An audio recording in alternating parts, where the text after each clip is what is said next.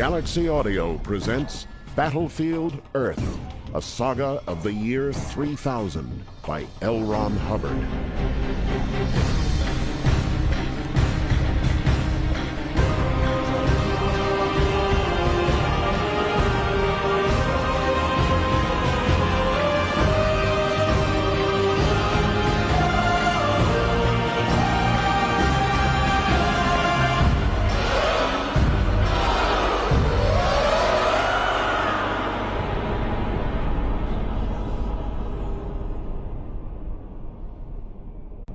Part 1, Chapter 1. Man Said Turl. is an endangered species. The hairy paws of the Chamco brothers hung suspended above the broad keys of the laser bash game. The cliffs of Char's eye bones drew down over his yellow orbs as he looked up in mystery. Even the steward, who had been padding quietly about, picking up her saucepans, lumbered to a halt and stared. Turl could not have produced a more profound effect had he thrown a meat girl naked into the middle of the room. The clear dome of the Intergalactic Mining Company Employee Recreation Hall shone black around and above them, silvered at its crossbars by the pale glow of the Earth's single moon, half full on this late summer night. Turl lifted his large, amber eyes from the tome that rested minutely in his massive claws and looked around the room. He was suddenly aware of the effect he had produced, and it amused him. Anything to relieve the humdrum monotony of a 10-year duty tour in this God's-abandoned mining camp, way out here on the edge of a minor galaxy. In an even more professorial voice, already deep and roaring enough, Turl repeated his thought. Man is an endangered species. Char glowered at him. What in the name of diseased crap are you reading? Turl did not much care for his tone. After all, Char was simply one of several mine managers, but Turl was chief of mine site security. I didn't read it. I thought it. You must have got it from somewhere. Growled Char.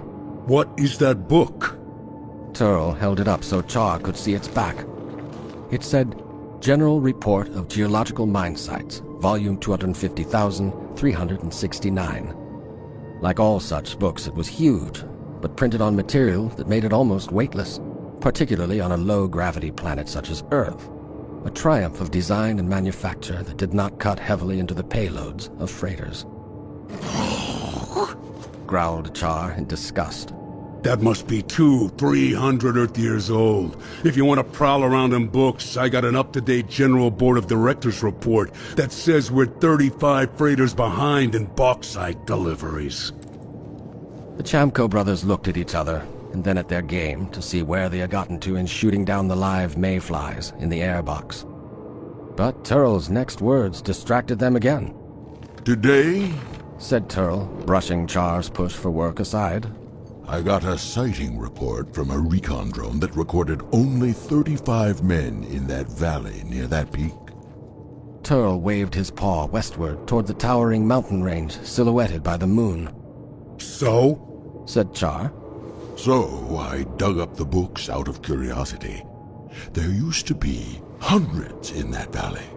And furthermore, Continued Turl with his professorial ways coming back. there used to be thousands and thousands of them on this planet.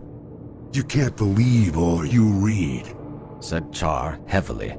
On my last duty tour, it was Arcturus 4. This book Said Turl, lifting it impressively. was compiled by the Culture and Ethnology Department of the Intergalactic Mining Company. The larger Chamco brother batted his eyebones. I didn't know we had one. Char sniffed. It was disbanded more than a century ago. Useless waste of money, yapping around about ecological impacts and junk like that. He shifted his bulk around to Turl. Truth exists, and what is done cannot be undone. Freedom is slavery. Is this some kind of scheme to explain a non-scheduled vacation? You're going to get your butt in a bind. I can see it. A pile of requisitions this high for breathe gas tanks and scout craft. You won't get any of my workers. Turn off the juice. I only said that man... I know what you said, but you got your appointment because you are clever. That's right. Clever. Not intelligent. Clever.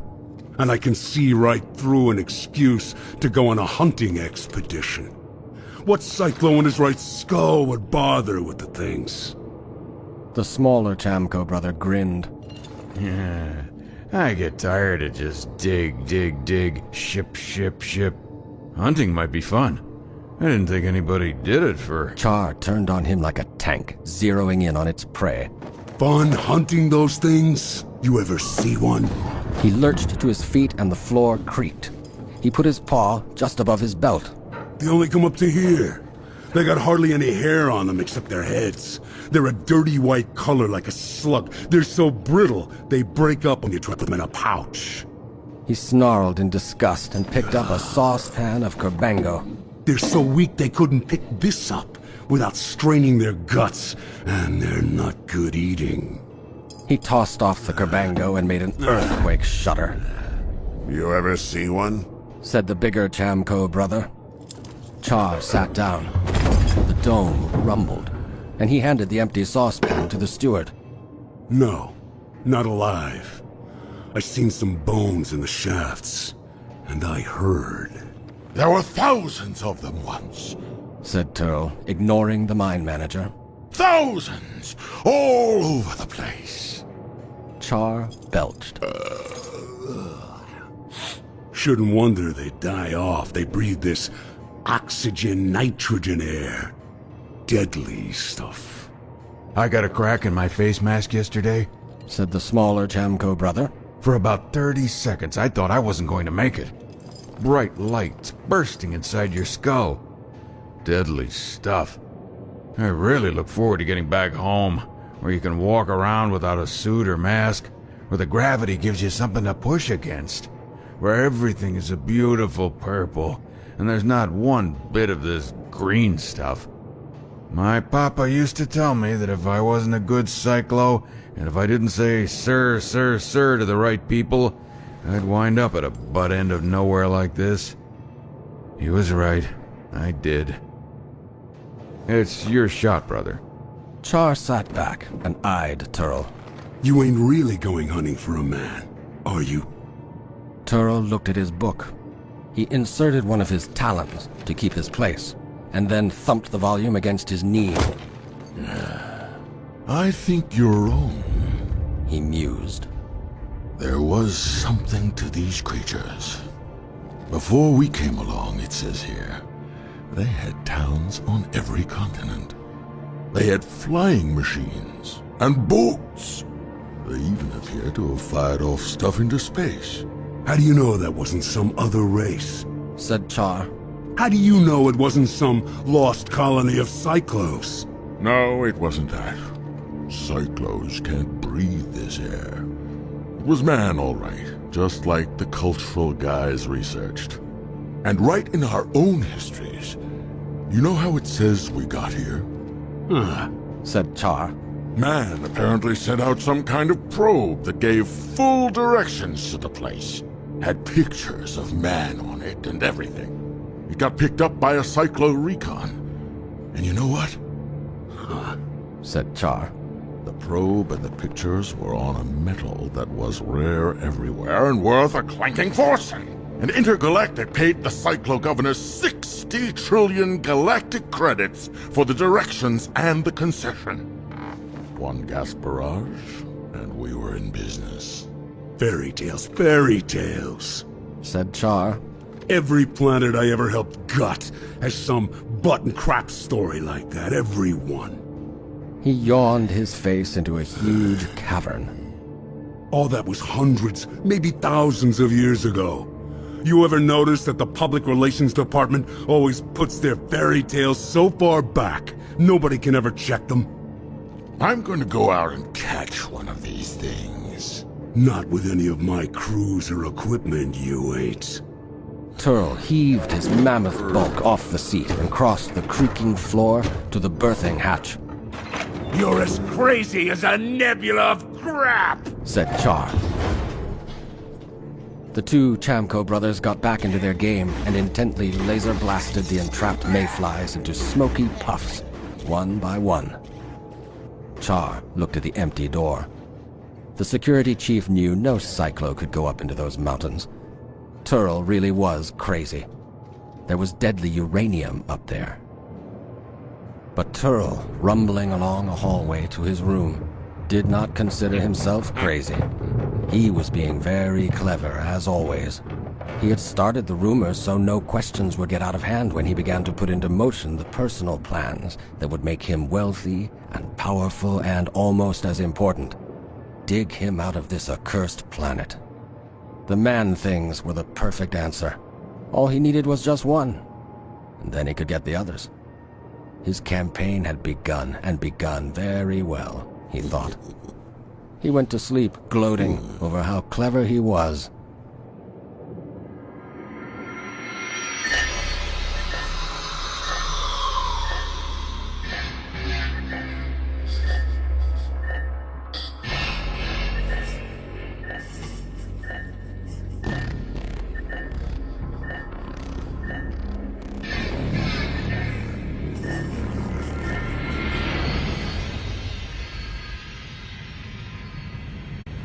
Part 1, Chapter 2. It was a good day for a funeral, only it seemed there wasn't going to be one.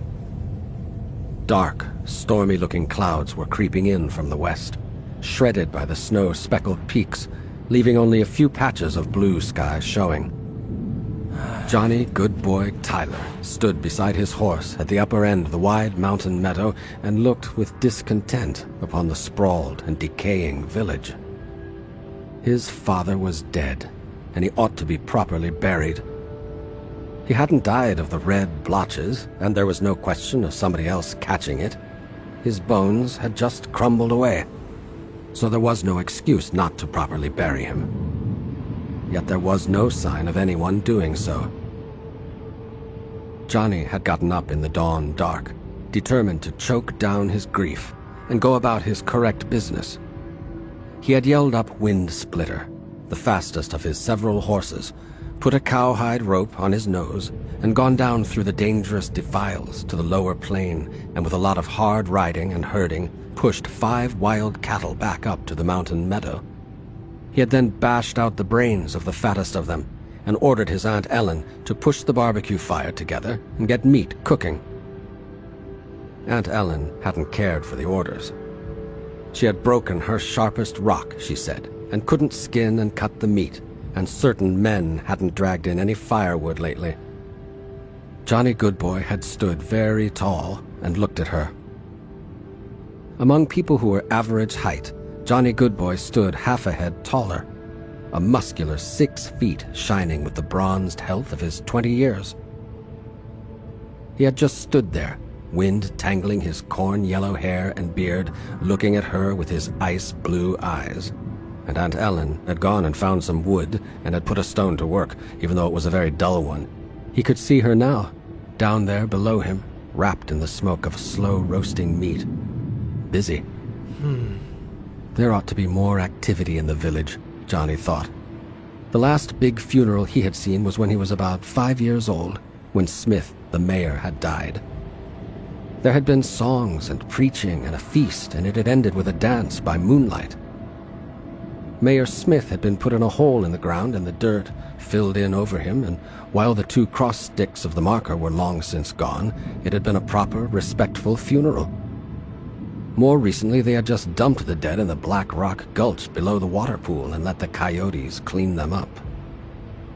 Well, that wasn't the way you went about it, Johnny told himself.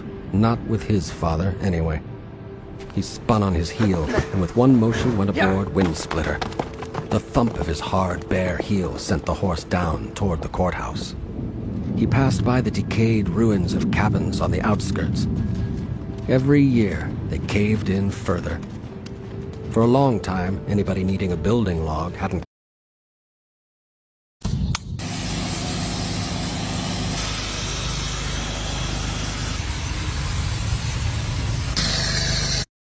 cut any trees. They had just stripped handy existing structures.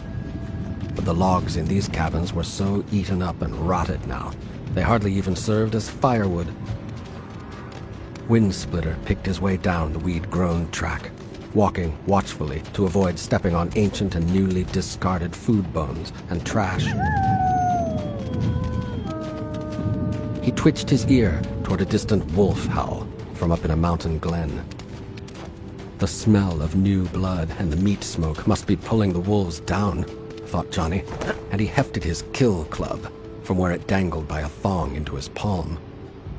He'd lately seen a wolf right down in the cabins, prowling around for bones, or maybe even a puppy, or a child. Even a decade ago, it wouldn't have happened. But every year there were fewer and fewer people. Legend said that there had been 1,000 in the valley, but Johnny thought that was probably an exaggeration. There was plenty of food. The wide plains below the peaks were overrun with wild cattle, wild pigs, and bands of horses. The ranges above were alive with deer and goats, and even an unskilled hunter had no trouble getting food. There was plenty of water due to the melting snows and streams, and the little patches of vegetables would thrive if anybody planted and tended them. No, it wasn't food. It was something else. Animals reproduced, it seemed, but man didn't. At least not to any extent. The death rate and the birth rate were unbalanced, with death the winner. Even when children were born, they sometimes had only one eye, or one lung, or one hand, and had to be left out in the icy night. Monsters were unwanted things. All life was overpowered by a fear of monsters. Maybe it was this valley. When he was 7, he had asked his father about it. But maybe people can't live in this place, he had said. His father had looked at him wearily. There were people in some other valleys, according to the legends. They're all gone, but there are still some of us. He had not been convinced. Johnny had said, "There's all those plains down there, and they're full of animals. Why don't we go live there?" Johnny had always been a bit of a trial. Too smart, the elders had said. Always stirring things up. Questions, questions. And did he believe what he was told? Even by older men who knew a lot better? No, not Johnny Goodboy Tyler. But his father had not brought any of this up. He had just said wearily, "There's no timber down there to build cabins." This hadn't explained anything. So Johnny had said, "I bet I could find something down there to build a cabin with." His father had knelt down, patient for once, and said, "You're a good boy, Johnny, and your mother and I love you very much. But nobody could build anything that would keep out the monsters." Monsters. Monsters. All his life, Johnny had been hearing about the monsters. He'd never seen one. But he held his peace. The oldsters believed in monsters, so they believed in monsters. But thinking of his father brought an unwelcome wetness to his eyes. And he was almost unseated as his horse reared. A string of foot-long mountain rats had rushed headlong from a cabin and hit Windsplitter's legs. "What you get for dreaming," Johnny snapped to himself. He put Windsplitter's 4 hoofs back down on the path and drummed him forward the last few yards to the courthouse.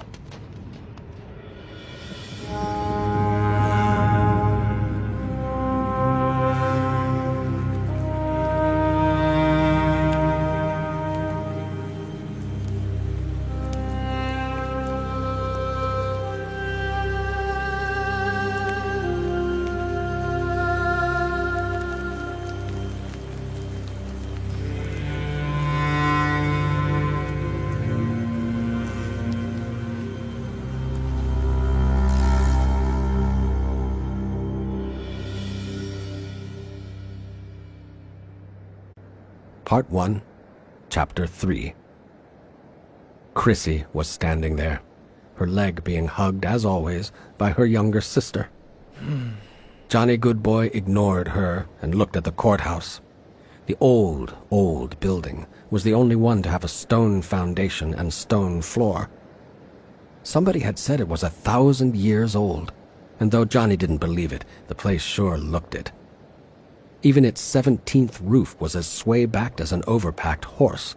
There wasn't a log in the upper structure that wasn't gaping with wormholes. The windows were mainly caved in like eye holes in a rotted skull. The stone walkway close to it was worn half a foot deep by the bare, horny feet of scores of generations of villagers coming here to be tried and punished in the olden days when somebody had cared. In his lifetime, Johnny had never seen a trial, or a town meeting, for that matter.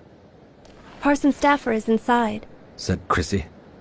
She was a slight girl, very pretty, about 18. She had large black eyes in strange contrast to her corn silk hair. She had wrapped around herself a doe skin really tight, and it showed her breasts and a lot of bare leg. Her little sister, Patty, a budding copy of the older girl, looked bright-eyed and interested. Is there going to be a real funeral, Johnny? Johnny didn't answer. He slid off Wind Splitter in a graceful, single motion. He handed the lead rope to Patty, who ecstatically uncoiled herself from Chrissy's leg and snatched at it. At 7, Patty had no parents and little enough of a home, and her son rose and sat only on Johnny's proud orders. Is there going to be meat and a burying in a hole in the ground and everything? Demanded Patty. Johnny started through the courthouse door, paying no heed to the hand Chrissy put out to touch his arm. Parson Staffer lay sprawled on a mound of dirty grass, mouth open in snores, flies buzzing about. Johnny stirred him with his foot. Parson Staffer had seen better days. Once he had been fat and inclined to pomposity, but that was before he had begun to chew loco weed, to ease his toothaches, he said.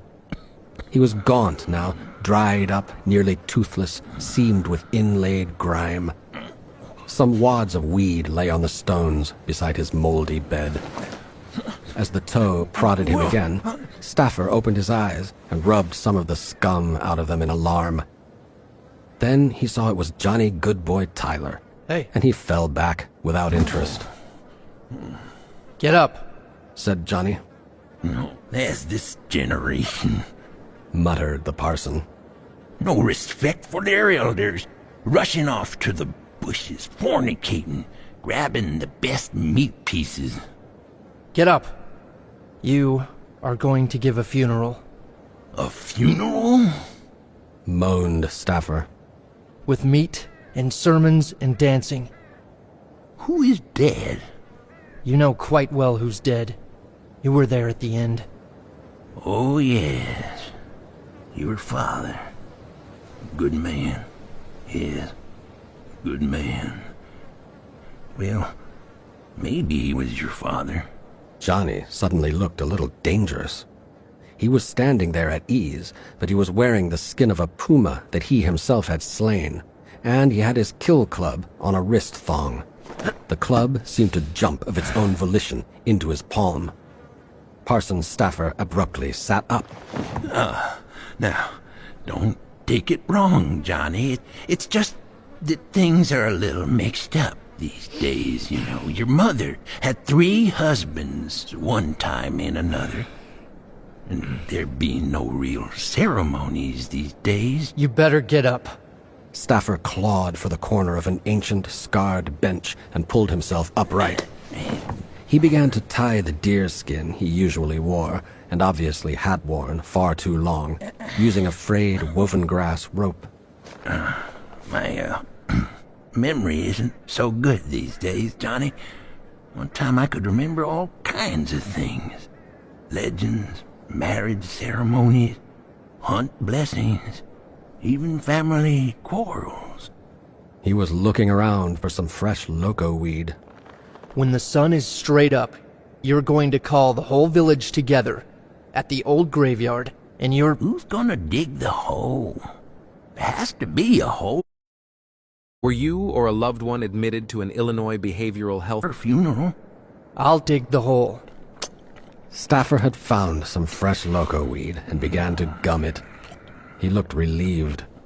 Well, I'm glad the town doesn't have to dig the hole. Orange, but this stuff is green. You said meat. Who's gonna kill and cook it? That's all taken care of. Staffer nodded and then abruptly saw more work ahead. Who's gonna assemble the people? I'll ask Patty to tell them. Staffer looked at him reproachfully. Then there's nothing for me to do until straight up. Why'd you wake me up? He threw himself back down on the dirty grass and sourly watched Johnny walk out of the ancient room.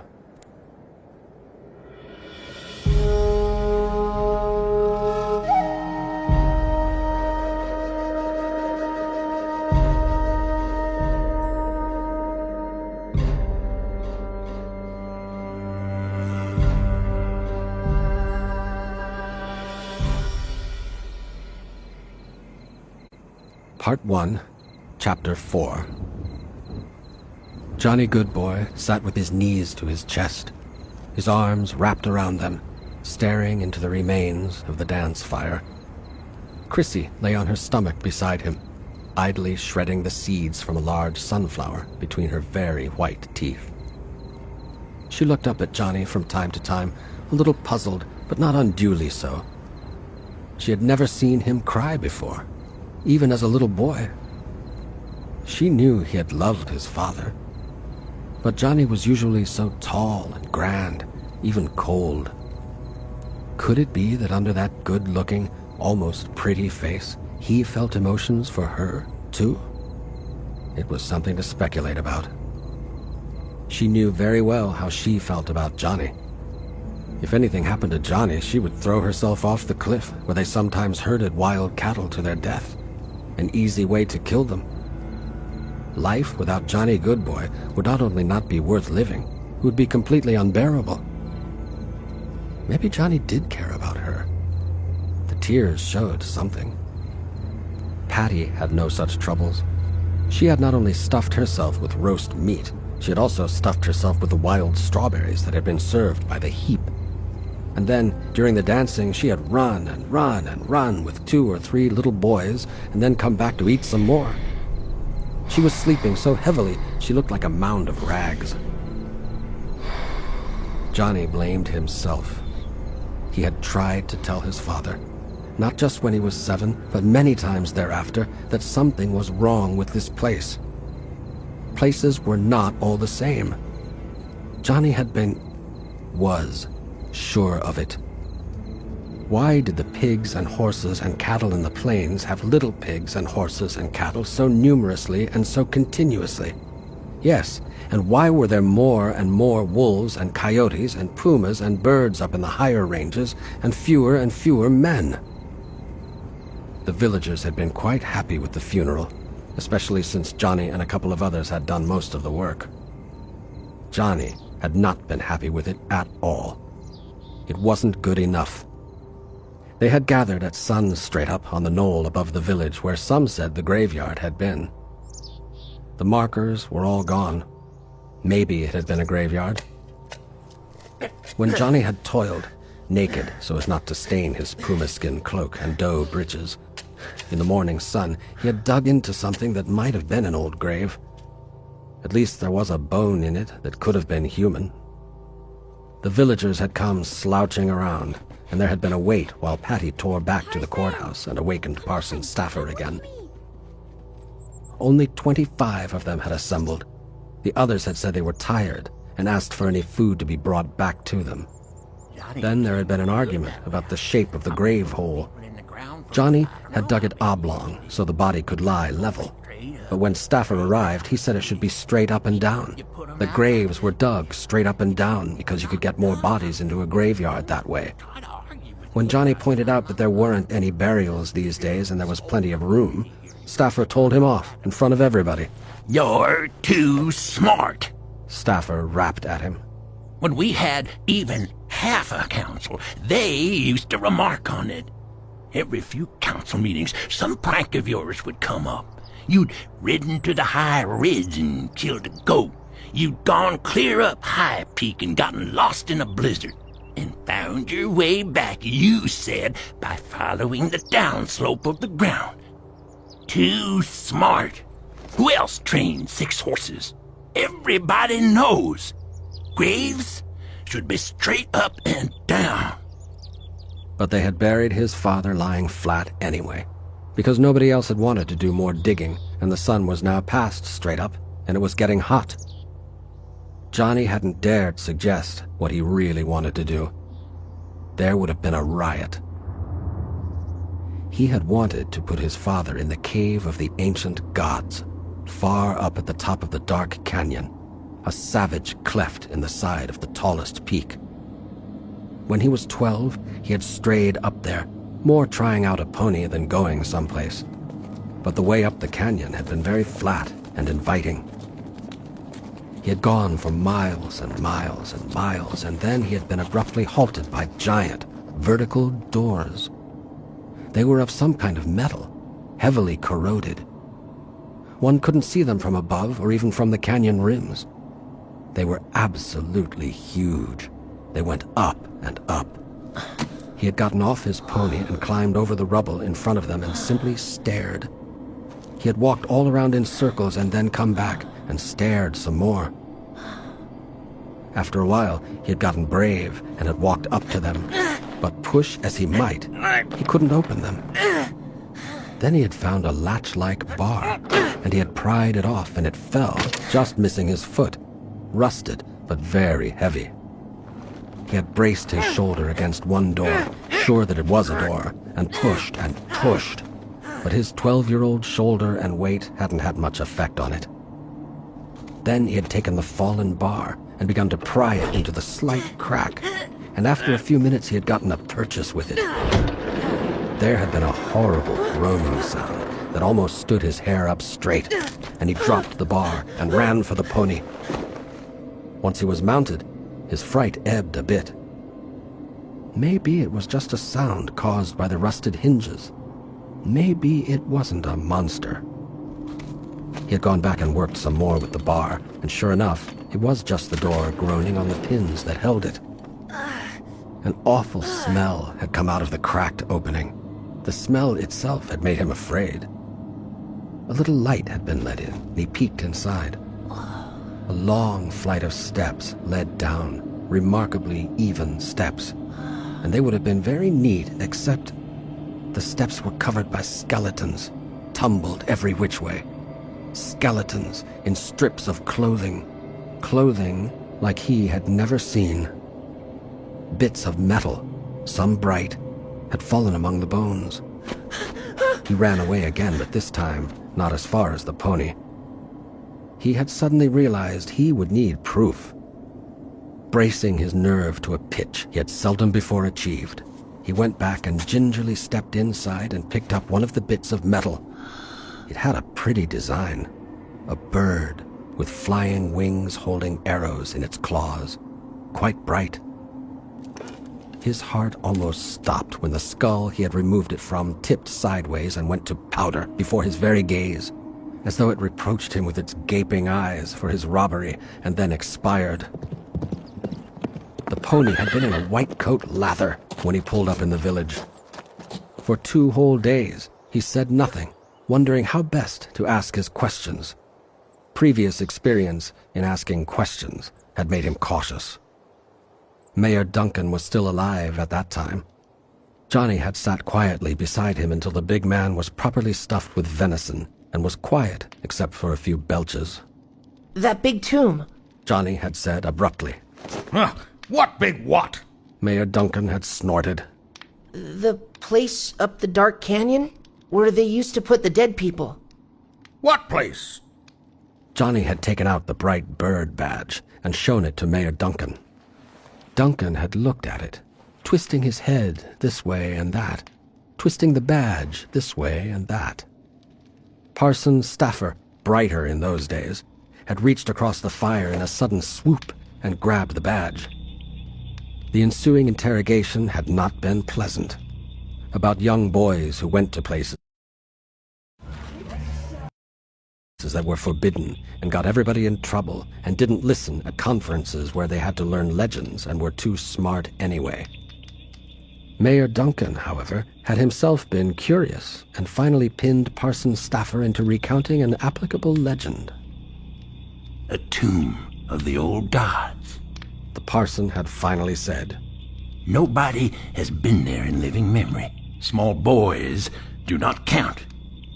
But it was said to exist by my great-grandfather when he was still alive, and he lived a long time. The gods used to come into these mountains, and they buried the great men in huge caverns. When the lightning flashed on High Peak, it was because the gods had come to bury a great man from over the water. Once, there were thousands and thousands living in big villages 100 times the size of this one. These villages were to the east, and it is said there is the remains of one straight east, where thousands lived. And the place was flat, except for some hills. And when a great man died there, the gods brought him to the tomb of the gods. Parson Staffer had shaken the badge. This was placed on the foreheads of the great when they were laid to rest in the great tomb of the gods. And that's what it is. And ancient law says that nobody is supposed to go there. And everybody had better stay away from there forever. Especially little boys. And he had put the badge in his pouch. And that was the last Johnny ever saw of it.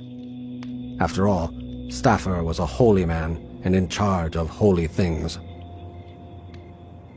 Nevertheless, Johnny thought his father should have been buried in the tomb of the gods. Johnny had never been back there again and thought of it only when he saw lightning hit High Peak. But he wished he had buried his father there. Are you worried? Asked Chrissy. Johnny looked down at her, his reverie broken.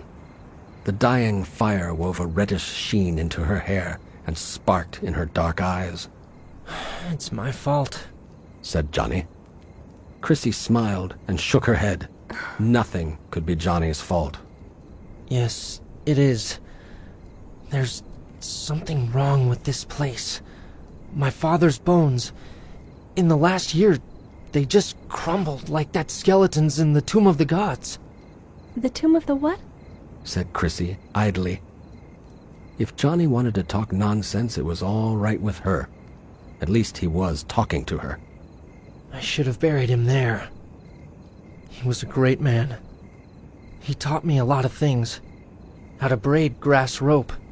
How to wait for a puma to crouch before you stepped aside and hit him as he sprang. They can't turn in midair, you know. How to cut hide into strips. Johnny, you aren't guilty of anything. It was a bad funeral. Johnny, it's the only funeral I remember. No, it was not a good funeral. Staffer didn't preach a funeral sermon. He talked. I didn't listen because I was helping gather strawberries, but I know he talked. Did he say something bad? No, only it didn't apply. Well, what did he say, Johnny? Oh, you know, all that stuff about God being angry with the people. Everybody knows that legend. I can quote it myself. Quote it. Johnny sniffed a little impatiently. But she was interested, and it made him feel a little better.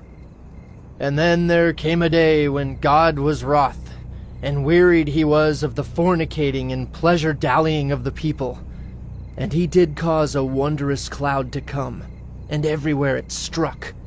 The anger of God snuffed out the breath and breathing of 99 out of 100 men. And disaster lay upon the land, and plagues and epidemics rolled and smote the unholy. And when it was done, the wicked were gone, and only the holy and righteous, the true children of the Lord, remained upon the stark and bloodied field. But God even then was not sure, and so he tested them. He sent monsters upon them to drive them to the hills and secret places. And lo, the monsters hunted them and made them less and less, until at last all men remaining were the only holy, the only blessed, the only sure righteous upon earth. Amen!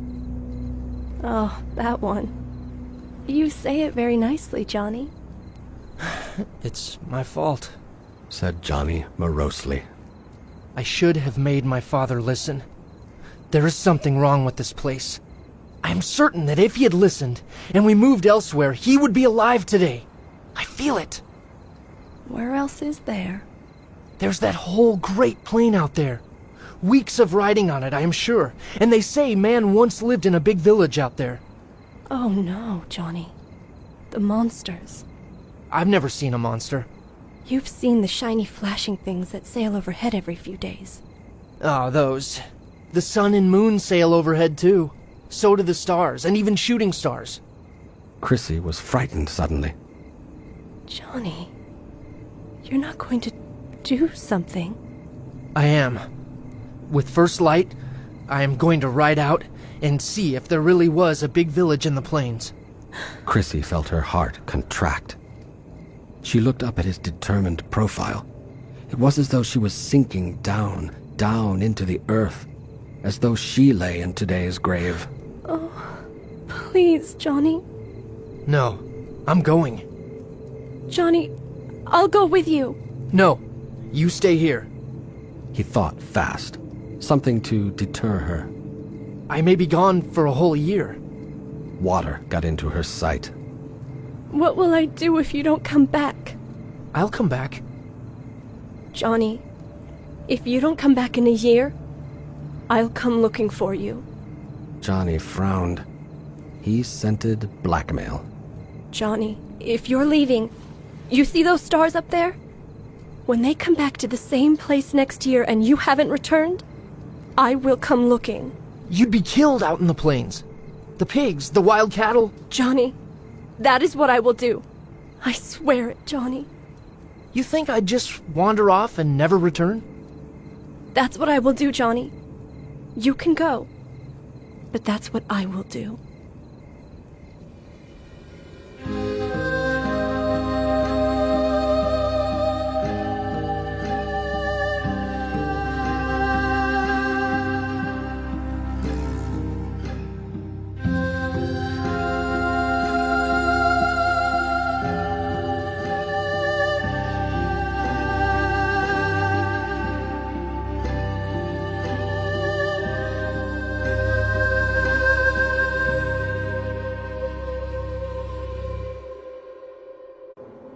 Part 1, Chapter 5.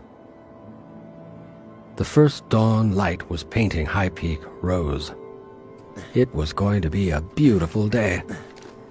Johnny Goodboy was completing the packing of a lead horse.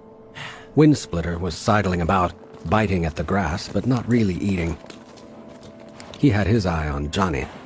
They were obviously going somewhere, and Windsplitter was not going to be left out.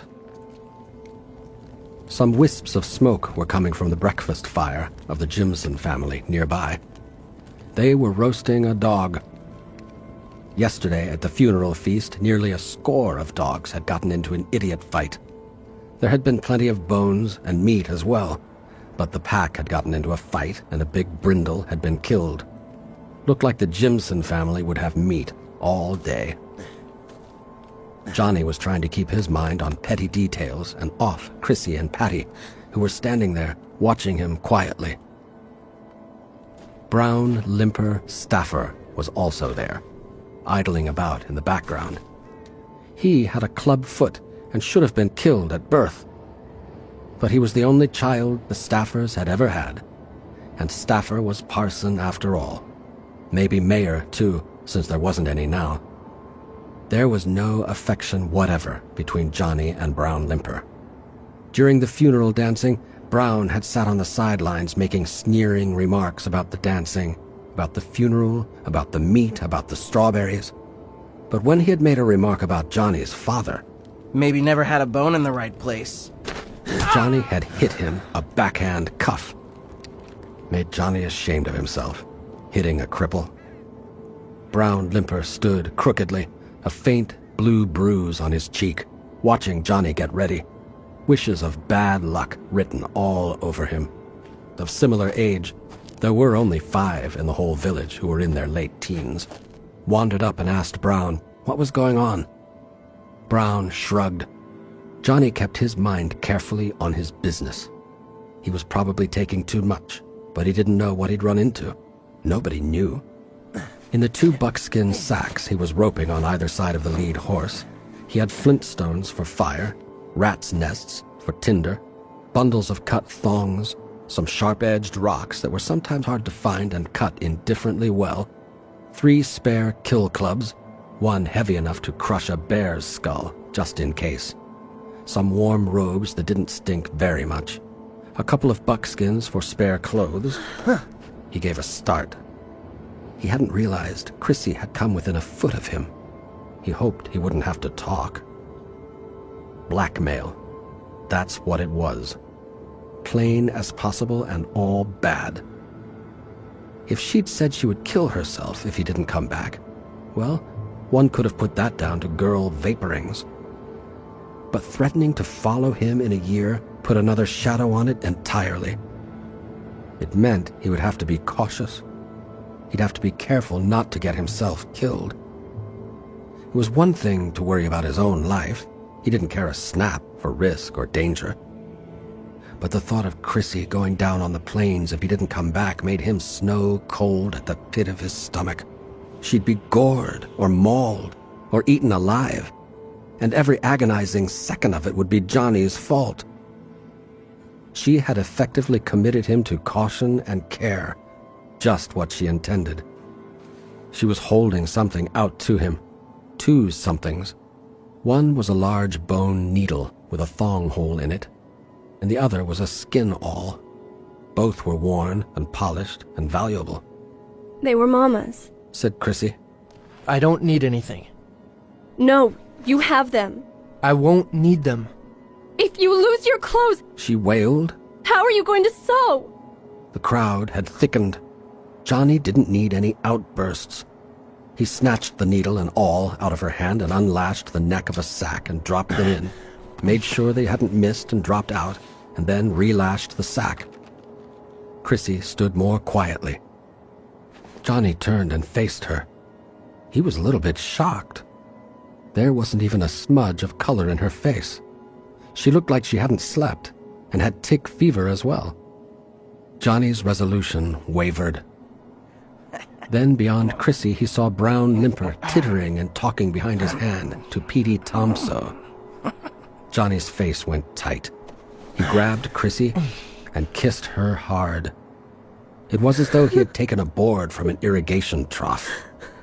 The tears went down her cheeks. Now look, don't you follow me. She made a careful effort to control her voice.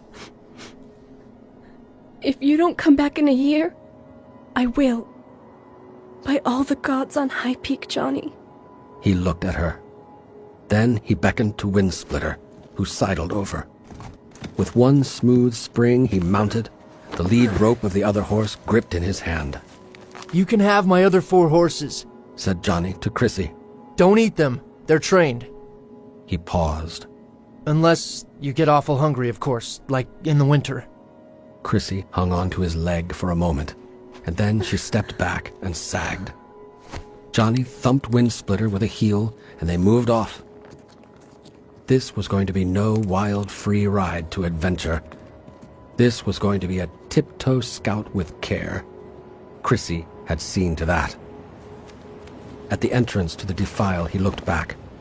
About 15 people were still standing there watching him go. They all looked dejected. He used a heel signal to make Windsplitter rear and waved his hand. They all waved back with sudden animation. Then Johnny was gone down the dark canyon trail to the wide and unknown plains. The rest of the people drifted off. Chrissy still stood there, hoping with a wild, crazy hope that he would ride into sight, returning. Patty tugged at her leg. Chrissy, will he come back? Chrissy's voice was very low. her eyes like ashes in a dead fire. Goodbye, she whispered.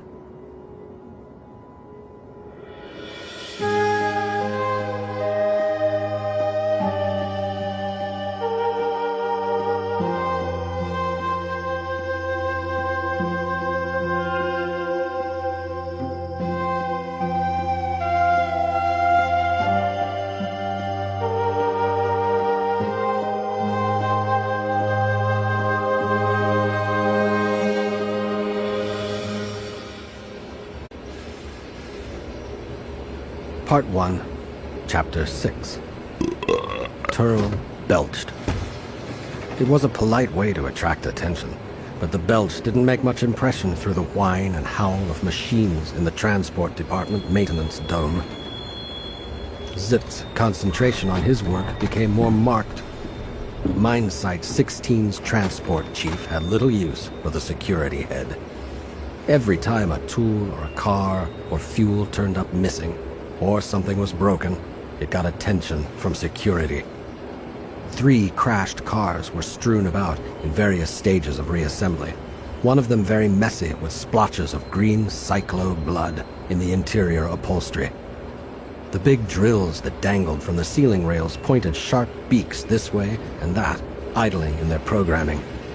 Lathes with nothing in their jaws spun waiting for something to twist and shave.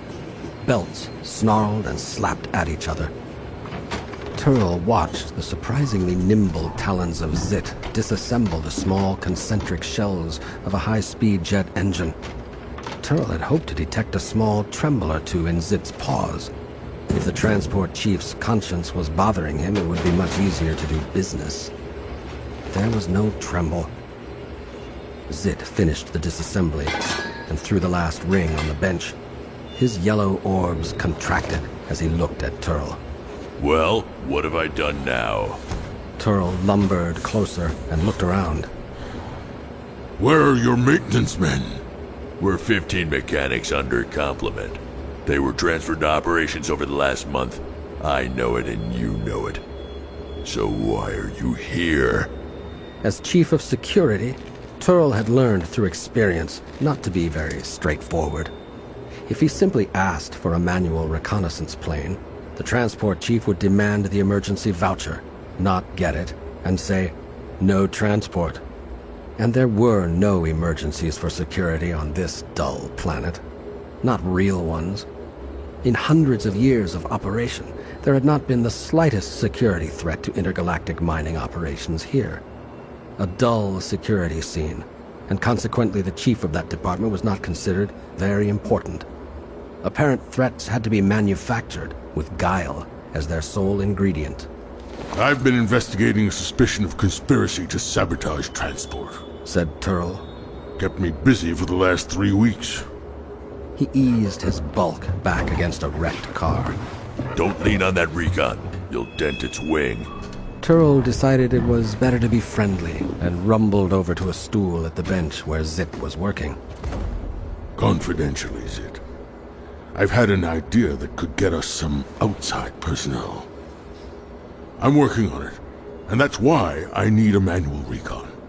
Zit batted his eye bones and sat down on another stool, which creaked despairingly under his 1,000-pound bulk. This planet, said Turl confidingly, used to have a sentient race on it. What race was that? Asked Zit suspiciously. Man. Zit looked at him searchingly. A security officer was never noted for his sense of humor. Some had been known to bait and entrap, and then file charges. But Zit couldn't help himself. His mouth bones started to stretch, and even though he sought to control them, they spread, and suddenly his laugh exploded in Turl's face. Zit hastily got it under control and turned back to his bench to resume work. Anything else on your mind? Asked Zit, as an afterthought. This was not going well, thought Turl. Well, that's what happened when you were frank. It just didn't mix with security. This suspicion of conspiracy to sabotage transport? Said Turl. as he looked around at the wrecked cars with half-lowered eye bones. Could reach to high places. Zit threw down a wrench with a low snarl rumbled in him. He sat there, staring in front of him. He was thinking. What do you really want? He asked at last. A recon plane. For 5 or 6 days. Zit got up and yanked a transport schedule clipboard off the wall and studied it. He could hear Turl almost purring. You see this schedule? Said Zit, pushing it under Turl's nose. Well, yes. Do you see where it has 6 drone recons assigned to security? Of course. And do you see where this has been going on for? Zit peeled back sheet after sheet. Blast, for centuries, I suppose. Have to keep a mine-site planet under surveillance, said Turl complacently. Under surveillance for what? Every scrap of ore was spotted and estimated long before your and my living memory. There's nothing out there but mammals, air organisms. There might be a hostile landing. Here? Sneered Zit. Company probes in outer space would detect it ages before it ever arrived here. Turl, transport has to fuel and maintain and recondition those drones 2 and 3 times a year. You know and I know the company is on an economy wave. Tell you what. Turl waited sourly to be told. If you will let us cancel those recon drones, I'll put a tri-wheel ground cycle at your disposal for a limited time. Turl let out a small, shrill scream. Zit amended his bargain. A ground car at your disposal when ordered. Turl lumbered over to the crashed vehicle that had blood on its seats. Wonder if this was caused by faulty maintenance. Zit stood there, unrelenting. The crash had been caused by too much Kerbango on duty. 1 recon drone programmed to cover the whole planet, once a month. 1 ground car at your permanent disposal. Turl looked at the other wrecks, but couldn't think of anything. These investigations were done and dead. Teach him to close investigations. He wandered back to Zit. 1 drone recon programmed to cover the whole planet once a month. 1 armored and firepower ground car at permanent disposal, with no questions on ammunition, breathe gas, or fuel requisitions. Zit took the forms from the bench drawer and made them out. He shoved the papers and clipboard at Turl. As he signed, Turl thought to himself that this transport chief really ought to be looked into. Maybe for ore robbery. Zit took the papers back and removed from the switchboard the combination key card of the oldest and rattiest ground car that was gathering dust in the garage dome. He coupled it with a coupon book for ammo, another for breathe gas, and another for fuel. The deal would never actually become part of recorded history as a deal, for the dates of the orders were carefully not coincident. Neither suspected that they had just materially altered the future of the planet, and not for the better of intergalactic. But that is sometimes the way with large commercial companies. When Turl had left to get his Mark II, armored, firepower, ground car, Zit thought to himself that it was wonderful what lies executives told just to be able to go hunting. Kill mad, they all were. Machine kill mad, too, from the jam-ups he had to repair. What a story. Man, a sentient race indeed. He laughed and got back to work.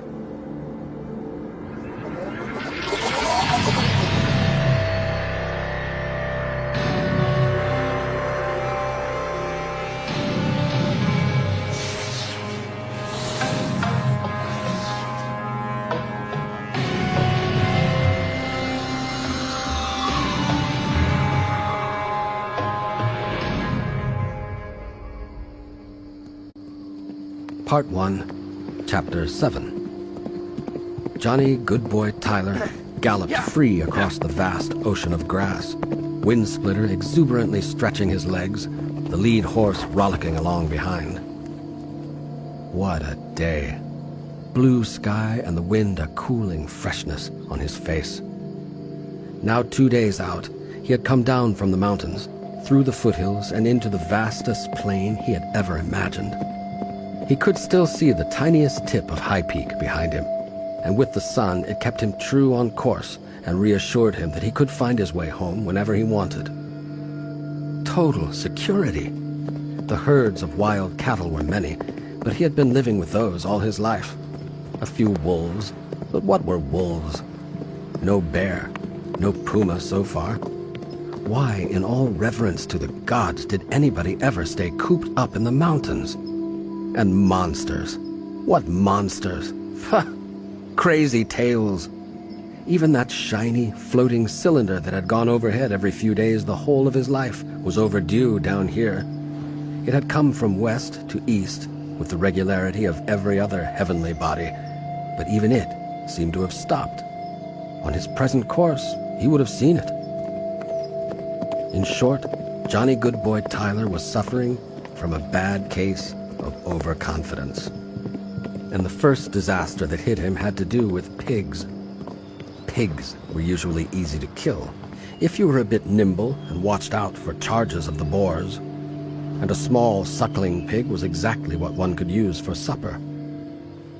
Right there ahead of him, clear in the late afternoon light, was a compact herd of pigs out in the open. There were big ones and small ones, but they were all fat. Johnny pulled Windsplitter to a halt and slid off. The wind was not quite right, a bit too downwind to the pigs. They'd smell him if he approached directly. With a bent-knee run, he brought himself silently around them until the wind was at right angles. He stopped and hefted his club. The tall grass was nearly to his waist.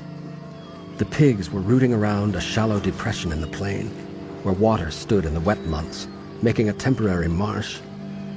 There must be roots to be had there, Johnny supposed. There were dozens of pigs, every one with his snout down. With a crouching gait, staying below the grass tops, Johnny went forward, closing the distance, yard by yard. Only a few feet separated him now from the outermost fringe of pigs. Silently he rose until his eyes were just above the level of the grass. A small porker was only 3 arm spans from him, an easy throw. Here's for supper, breathed Johnny, and heaved his kill club straight and true at the head of the pig. Dead on, a direct hit. The pig let out an ear splitter and dropped. But that wasn't all that happened. Instant confusion roared. Hidden from Johnny by the tall grass and slightly behind him and to his right, a 500-pound boar who had become tired of eating had lain down for a nap.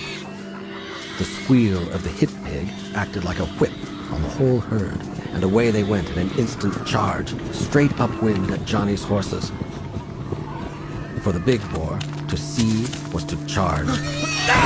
Johnny felt like he had been struck by a mountain avalanche. He was knocked flat and squashed in instants so close together they felt like one. He rolled, but the whole sky over him was filled with boar belly.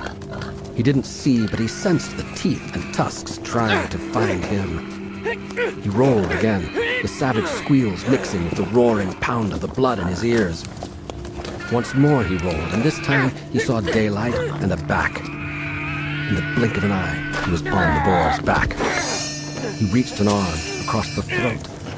The boar spun around and around like a bucking horse. Johnny's arm tightened until he could feel his sinews crack. And then the boar, strangled, dropped into a limp, jerking pile.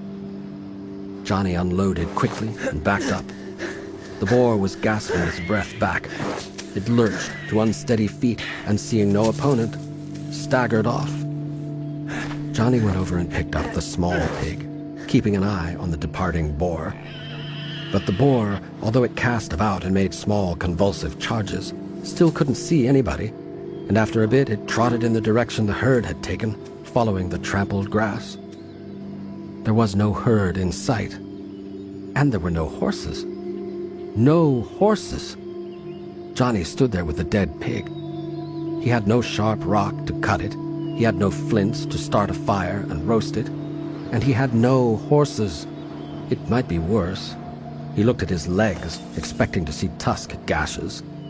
Truth exists, and what is done cannot be undone. Freedom is slavery. Freedom is holding on to memory, to truth, to say 2 + 2 makes 4. From the age of Big Brother, from me, Winston Smith, greetings from 1984.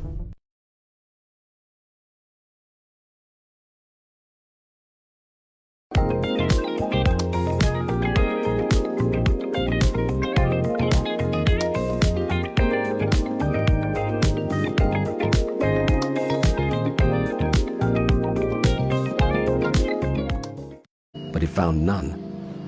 His back and face ached a bit from the collision of the charge and his own collision with the ground, but that was all. Mentally kicking himself, more ashamed than scared, he made off in the direction of the trail of crushed grass. After a while, his depression wore off a bit, to be replaced by optimism. He began to whistle a call. The horses would not have just gone on running in front of the pigs. They would have veered off somewhere. Just as darkness was falling, he spotted Windsplitter, calmly cropping grass. The horse looked up with a, "Where have you been?" And then, with a plainly mischievous grin, as though he had intended to all the time, came over and bumped Johnny with his muzzle. It took another 10 minutes of anxious casting about to locate the lead horse and the packs. Johnny went back a short way to a little spring they'd passed and made camp. There he made himself a belt and a pouch, and into the latter he put tinder and a flint and some small sharp-edged stones. He put a stronger thong on the big kill club and fastened it to the belt. He wasn't going to be caught empty-handed a second time in this vast prairie. No, indeed. That night he dreamed of Chrissy being strangled by pigs, Chrissy mauled by bears, Chrissy crushed to a pulp under stampeding hoofs while he stood helpless in the sky where the spirits go, unable to do a damned thing.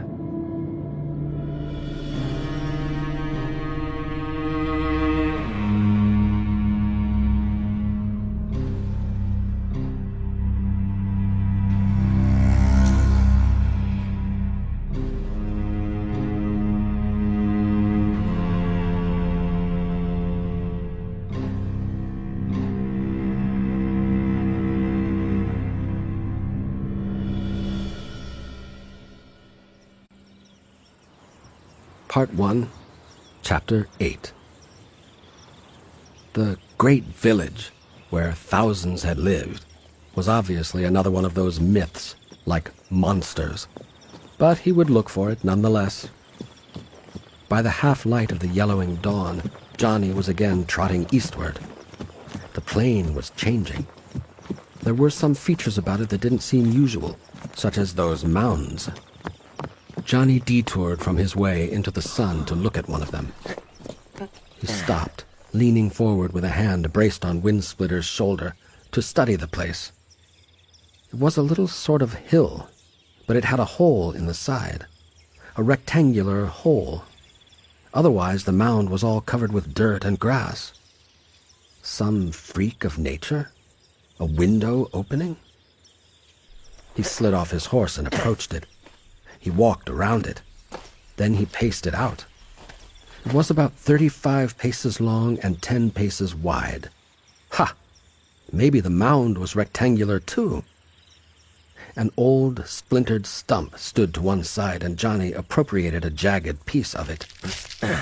He approached the window and, using the scrap of wood, began to push away the grass edges. It surprised him that he seemed to be digging not in earth, but in loose sand. When he got the lower part of the rectangle cleared, he could get right up to it and look into it. The mound was hollow. He backed up and looked at his horses and then around at the countryside. There wasn't anything menacing there. He bent over and started to crawl into the mound. And the window bit him. He straightened right up and looked at his wrist. It was bleeding. It wasn't a bad cut. It was that he was cut at all that startled him. Very carefully, he looked at the window. It had teeth.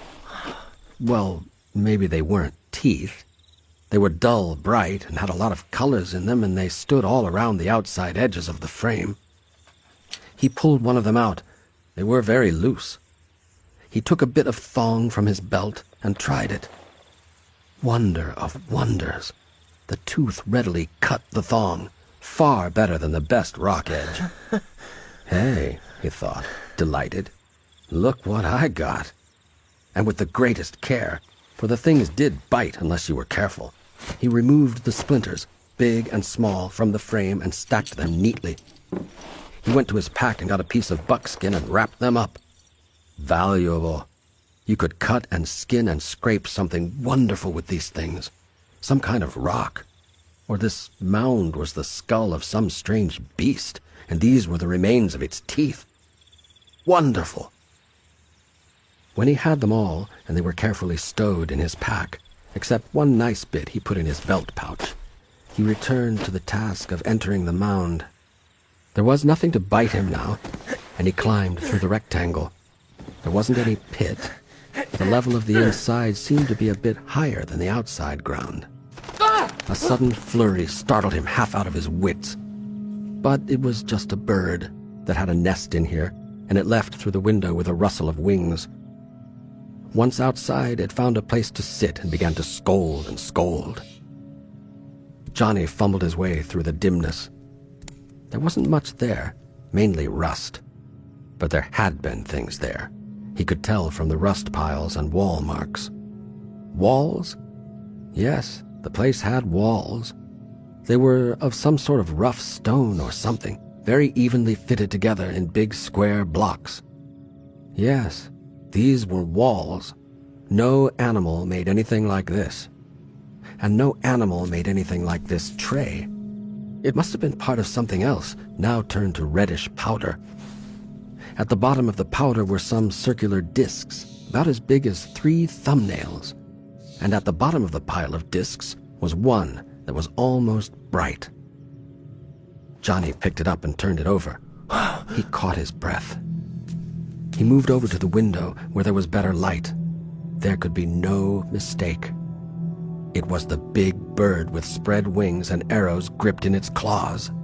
The same sign he had found in the tomb. He stood in quivering excitement for a bit, and then calmed down. He had it now. The mystery was solved, and he went back out the window and showed Windsplitter. Godhouse, said Johnny. This is where they stayed while waiting to take great men up to the tomb. Pretty, isn't it? Windsplitter finished chewing a mouthful of grass and gave Johnny a shove in the chest. It was time they were going. Johnny put the disc in his belt pouch. Well, it was no great village, but it proved definitely that there were things to find out here in the plains. Walls. Imagine that. Those gods could build walls. The bird stopped scolding in some relief as Johnny mounted up and moved away. It looked after the little cavalcade and then, with a couple more criticisms, went back inside the ancient ruin.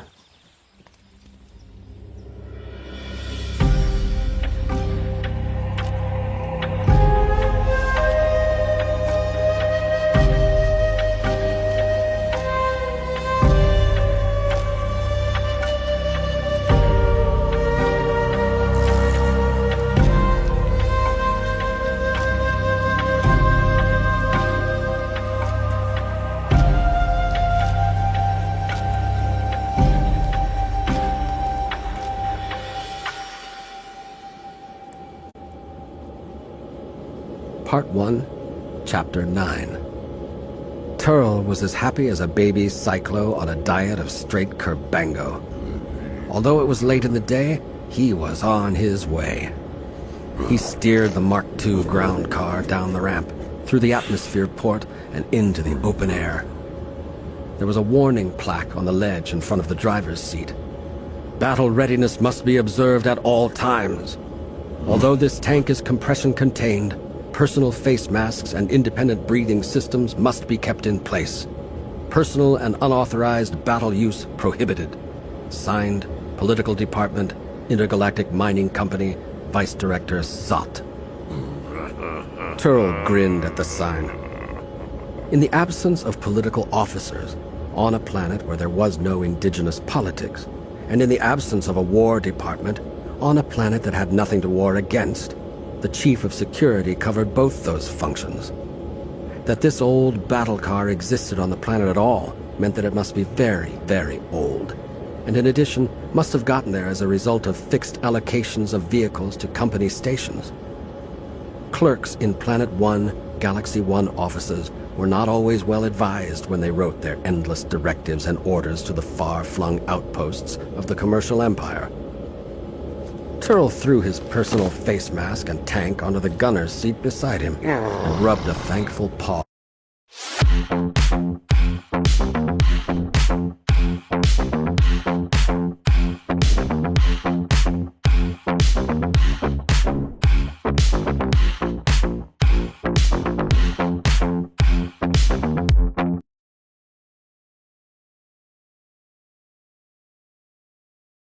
Wasn't sure what insurance I needed for my shop, so I hired an insurance medium. Property hazard.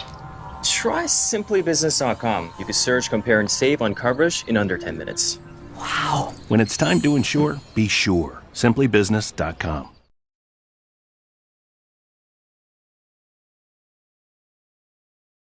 Over his craggy face. What a lark. The old car ran like a well-greased digger. Small, not more than 30 feet long and 10 feet high, it skimmed above the ground like a low-flying wingless bird. Cunning mathematics had contoured it so that every exterior surface would make a hostile projectile glance off at an angle. Missile-proof glass slots gave a fine view of the terrain. Even the blast muzzles of its artillery were cleverly recessed. The interior upholstery, though worn and cracked in places, was a beautiful, soothing shade of purple. Turl felt good. He had 5 days of jet fuel and breathe gas and 5 days of rations in their 10-pound packs. He had cleaned up every scrap of paper in his baskets and had started no new emergencies. He had a borrowed shaft analysis pictorecorder that would take great pictures when put to other uses. And he was on his way. A break in the dull life of a security chief on a planet without insecurities.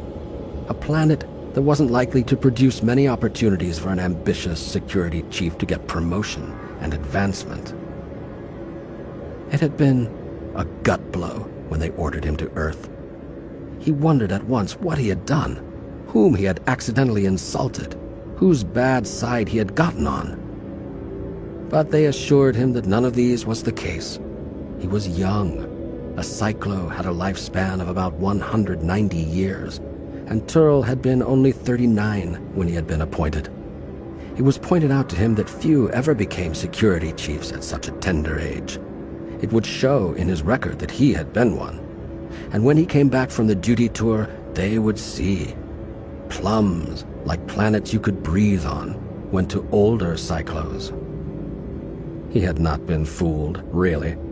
Nobody in security personnel pool, Planet 1, Galaxy 1, had wanted anything at all to do with this post. He could hear the future assignment interview now. Last post? Earth. Where?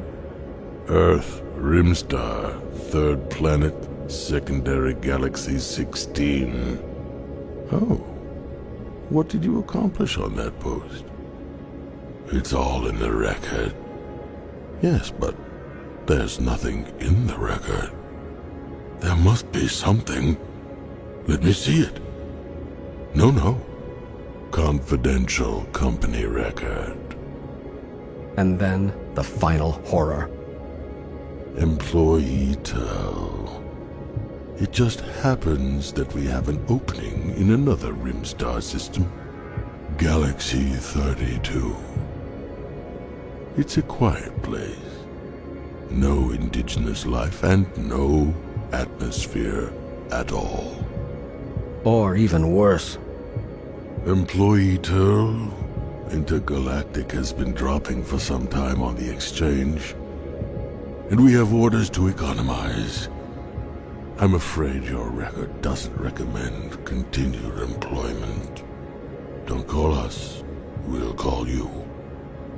He already had a bit of scribble on the wall. A month ago, he'd received word that his tour of duty had been extended, and there was no mention of his relief.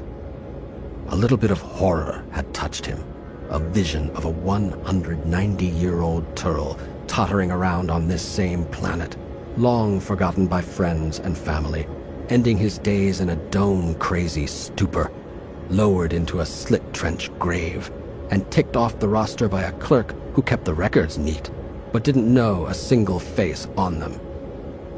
Such questionable fates required action. Big action. There were better daydreams. Waiting in a big entrance hall, uniformed ushers at attention, but one of them whispering to another, "Who's that?" And the other, "Don't you know? That's Turl." And the big doors opening. "The president of the company is waiting to thank you, sir. Please, come this way." According to the mine surveys, there was an ancient highway to the north of here. Turl flipped the ground car onto auto and spread out a big map. There it was, running east and west was where he wanted to go. It would be busted up and overgrown, maybe even hard to spot, but it would have no steep grades, and it would run squarely up into the mountains. Turl had drawn a big circle around the target meadow. There was the highway ahead. He threw the controls to manual and fumbled a bit. He hadn't driven one of these things since security school years ago, and his uncertain control made the car yaw. He zoomed up the side embankment of the road and yanked back the throttles and pawed the brakes. The car slammed to earth in a geysering puff of dust, square in the center of the highway. It was a pretty jolting stop, but not bad. Not bad. He'd get better at it. He picked up his face mask and tank and donned them. Then he hit the decompression button so the tanks would recontain the breathe gas without waste. There was a momentary vacuum, a trifle uncomfortable on the hearing bones, and then with a sigh, the outside air entered the cab. Turl swung open the top hatch and stood up on the seat, the tank creaking and shuddering under his repositioned weight. The wind felt cool outside the borders of his face mask. He gazed around with some distaste. This sure was wide country, and empty. The only sound was the whisper of wind in the grass, and the sound of silence, vast silence. Even a far-off bird call made the silence heavier. The earth was tan and brown. The grass and occasional shrubs were green. The sky was an expansive blue, specked with white puffs of clouds. A strange country. People on home planet wouldn't believe it. No purple anywhere. With a sudden inspiration, Turl reached down into the car and grabbed the pictorecorder. He aimed it in a sweeping circle, letting it grind away. He'd send his folks a spool of this. Then they'd believe him when he said it was one horn's awful of a planet, and maybe sympathize with him. "My daily view," he said into the recorder as he finished the sweep. The words rumbled through his mask, sounding sad. There was something purple. Straight west, there were some mountains, and they looked purple. He put the pictorecorder down and grinned at the mountains so far away. This was better than he thought. No wonder men lived up in the mountains. They were purple. Maybe the men were a bit sentient after all. He hoped so, but not with any great confidence. He was probably optimistic. But it gave some substance to his nebulous plans. Still looking westward, he suddenly caught sight of a landscape feature between himself and the mountains. A distant skyline silhouetted against the declining sun. He shifted a lever on his face mask glass to get magnification. The skyline leaped closer. Yes, he was right. There was a ruined city. Fuzzy and broken, but the buildings still very tall and quite extensive. The wind fluttered his mind map as he looked at it. The ancient highway ran straight west into it. Reaching down, he took a massive tome off the pile he had on the rear crew seat and opened it to a marked place. There was an insert drawing on the page. Some cultural artist had sketched it a few centuries ago. The company had used air-breathing chinkos for cultural posts on planets where there was air. The chinkos had come from Galaxy 2, beings as tall as cyclos, but thread-thin and delicate. They were an old race, and the cyclos didn't like to admit they had learned what they knew of cultural arts from them. But they had been easy to transport, despite breathing air and being feather-light, and they were cheap. Alas, they were no more, not even in Galaxy 2, having initiated a strike of all things. Intergalactic had wiped them out. But that was long after the culture and ethnology department had been terminated on Earth. Turl had never seen a Chinko. Remarkable beings, drawing pictures like this. Colorful, too. Why would anybody draw something? People everywhere Aside from a bit of blunting and crumbling in the ensuing years, they were the same. The text said, "To eastward of the mountains lies the ruin of a man's city, remarkably well preserved. It was man called Denver. It is not as aesthetically advanced as those in the middle or eastern part of the continent. The usual miniature doors have little or no ornamentation. The interiors are no more than slightly oversized doll houses. Utility rather than artistry seems to have been the overall architectural purpose. There are 3 cathedrals, which were apparently devoted to the worship of different heathen gods, showing that the culture was not monosectarian, even though it may have been dominated by priesthoods. One god, Bank, seems to have been more general in worship. There was a man library remarkably well stocked with books. The department sealed some of the library rooms after removing to archives the only important volumes, those on mining. As no ore bodies were evident under the foundations, and no valuable ore materials were employed by the indigenous population in its construction, the man city remains in a remarkable state of preservation, aided in part by the dry climate. The cost of further restoration is being requisitioned." Turl laughed to himself. No wonder the culture and ethnology department had been phased out on this planet if it was applying for credits to reconstruct man cities. He could hear the counterblast from the directors now. They'd fair put a shaft through the heads of such arty types. Well, it was data he might use in his plans. Who knew? He got back to the business at hand. There was the highway stretching out. He was right in the middle of it. It was a couple of 100 feet wide at this point, and it could be clearly discerned. It probably had 2 or 3 feet of sand on top of it, but the growing grass was uniform, and the shrubs to either side, not being able to put down roots directly on it, defined between their 2 edge rows a straight course. Turl took another look around. There were some cattle, a small herd of horses in the distance. Nothing worth shooting, since no cyclo could eat meat of that metabolism. Nothing dangerous enough to offer sport. It was luxurious to have time to think about hunting, and even to be equipped for it, and even more luxurious not to do it. He had a bigger game going anyway. He dropped down into the driver's seat and punched the buttons to close the top.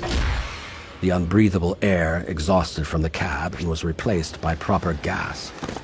He took off his face mask, contrary to regulations, and dropped it on the gunner's seat. The purple interior was a relief to his nerves. This confounded planet. It even looked bad through the purple tint of the windscreens. He glanced again at the map. Now was the time for some luck. He knew he couldn't go up into the mountains themselves due to the uranium the recon drones always indicated in that area. But the recon drones also reported that these man-things sometimes came down to the mountain foothills, which were safe enough. Turl thought over his plans again. They were beautiful plans. Personal wealth, personal power. The recon drones had told him more than others knew. The scans had pointed out a vein of almost solid gold, uncovered by a landslide after intergalactic surveys were finalized. A delicious, fabulously rich vein of gold in plain sight. A vein about which the company was ignorant, since the landslide was recent and Turl had destroyed the records. A joke on Zit to propose no more recon drones over the area. The uranium count in that area of the mountains was formidable, and so no cyclo could mine it. Even a few bits of uranium dust could explode cyclo-breathe gas. Turl smiled at his own genius. All he needed was a man-thing, and then a few more man-things. They could mine it, and to blast with uranium. Somehow he would get the gold off the planet and home, and he had ideas about how he could do that too. Then wealth and power, and no more of this place. All the security chief had to do was keep others from suspecting what he was really doing, to advertise quite other reasons. But Turl was an expert at that.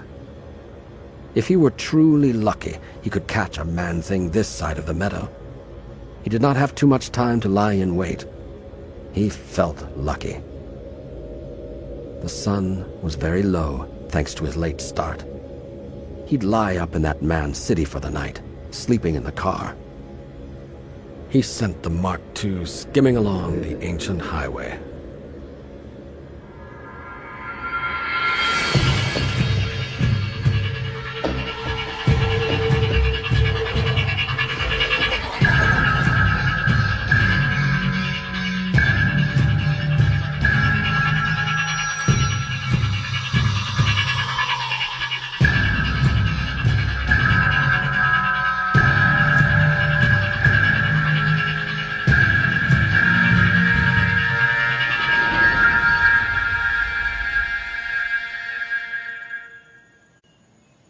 Part 1, Chapter 10.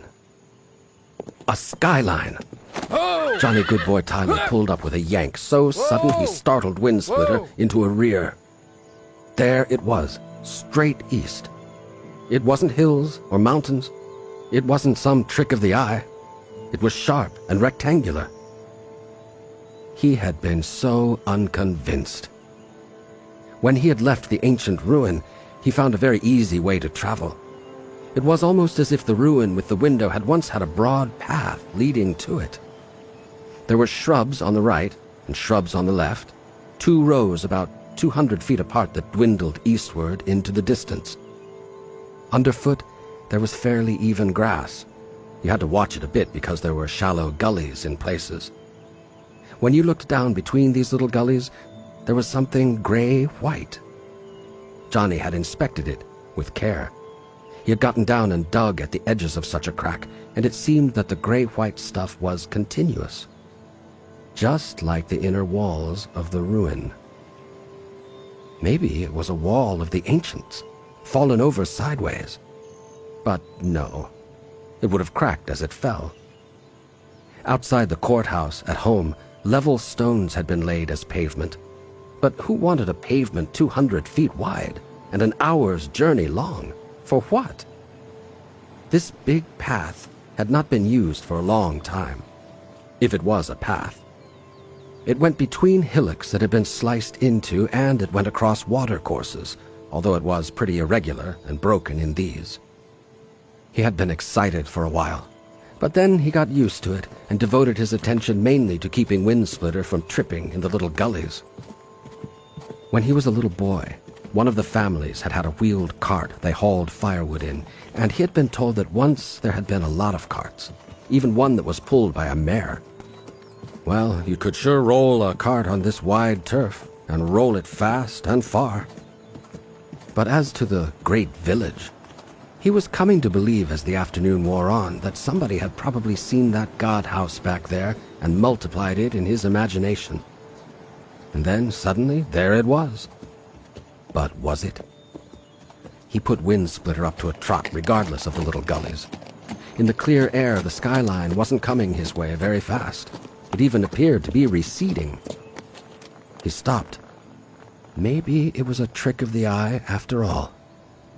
But no, the lines it made were up and down and flat on top, and there was an awful lot of it. It wasn't hills or mountains. Only building sides could be that regular. He started up again, more sedately, remembering now to be careful. And after a while he could see that he was getting closer. The sun was coming down and he wasn't there yet. The prospect of entering that place in the dark was definitely not cheering. Who knew what it might be full of? Ghosts? Gods? People? Monsters? Ah, no. Not monsters. They were just the stuff mamas frightened their kids to sleep with. He pulled off the path where it crossed a stream and made camp. He warmed up some of his roasted pork and then cut it with one of the sharp, shiny things he had taken out of the window. My, he marveled. Imagine anything cutting like that. It would You had to watch it not to cut your own fingers, as he had already done twice, slightly. Maybe you could bed the cutting edge in wood or something for a handle. Then you would really have something. After supper, he built up his fire to keep the wolves off. A couple were sitting over there now, amber-eyed in the reflected firelight and looking hungry. "Run away!" shouted Johnny. "Or I'll be wearing your hides!" But the wolves just sat there. Windsplitter and the lead horse didn't want to go away from the fire. The wolves made them nervous. So Johnny picked up a couple of rocks, fist-sized, from the nearby stream bed. He wasn't interested in hunting wolves, but his horses had to find grass. He threw a pork bone about 10 feet beyond the fire and in the direction of the wolves. Big, rangy things they were. One slunk forward, belly low, snarling to reach the pork bone. In a moment, the wolf's attention would be fixed on the bone. Johnny's arm blurred. The far wolf caught the rock squarely between his eyes. Johnny's arm blurred again. The near wolf didn't jump in time, and he, too, was a dead wolf. Johnny said to Windsplitter, "I gotta do all the work, is that it?" And he walked over to the far wolf and hauled the carcass to the fire. Then he dragged the closer one in. Nope, neither one had a pelt worth taking at this time of the year. And they had ticks, too. "Go on and eat," he told the horses. He built up the fire again, just in case the wolves had friends, and rolled up in his robes. Tomorrow was going to be the day.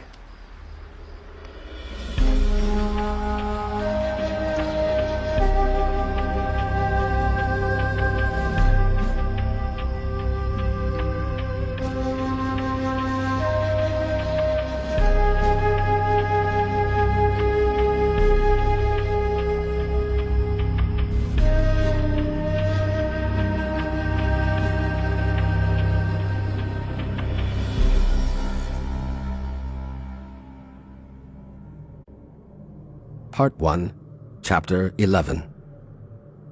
Johnny approached the great village cautiously. He was up before first light, and the yellow dawn found him in the outskirts of the place, peering, halting, looking closer at the strange sights. Nervous. Sand lay over everything, and grass and even scrub grew in the wide paths between the buildings. He gave a start every time a rabbit or a rat came tearing out of the ancient structures, disturbed by his footfalls. Even though the hoofs were muffled by the grass and sand, the silence of the place was so intense that any disturbance of it seemed over-loud. He had never heard an echo before to notice it. The return of sound caused him a great deal of worry. For a little while he thought there must be another horse walking in the distance. But at last, He worked it out. He hit his wrist kill club against the one in his belt and promptly heard the same sound repeated softly, like a mockery. He waited, but no further mock occurred. Then he hit the clubs together again and the same sound returned. He decided it didn't happen unless he did it first. He looked about him. To both his left and his right were the tall remains of buildings, very tall indeed. Pitted by wind erosion, discolored by endless centuries of weather, they still stood flat and even and imposing. Astonishing. Whoever could build such things? Gods, perhaps? He eyed the massive size of the building blocks. No man could lift one by himself. Johnny sat his horse in the middle of what must have been the main path of the great village. He frowned, straining to comprehend the building of such a place. Many men? But how could they reach so high? He concentrated laboriously. Gradually he could conceive that if one built up steps of logs, and if many, many men put ropes around a block, and if they carried it up the steps, and then took the steps away, they might have done it.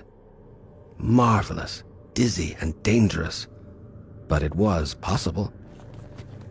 Satisfied that it didn't need gods or monsters to have made this place, and therefore very relieved, he continued his exploration. He wondered whether some odd kind of tree had grown along this path. He got down and looked at the stump of one. It was hard and jagged. It had been hollow, and it was deep in the strange rock. It wasn't wood. It was a reddish metal, and when you scraped away the red powder, underneath was black. He looked up and down both sides of the wide path. The placing of these things was very precise. Although he couldn't figure out what they were for, it was obvious that, like buildings, they were placed objects. The innumerable windows surrounded him, seeming to stare back at him. The morning sun had come now, and it shone into those that faced it.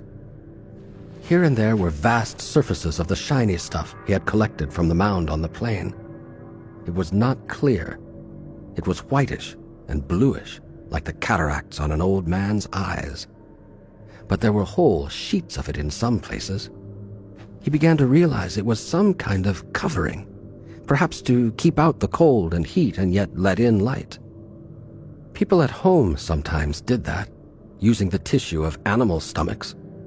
But those who had built the great village had access to some kind of rock or hard substance that came in sheets.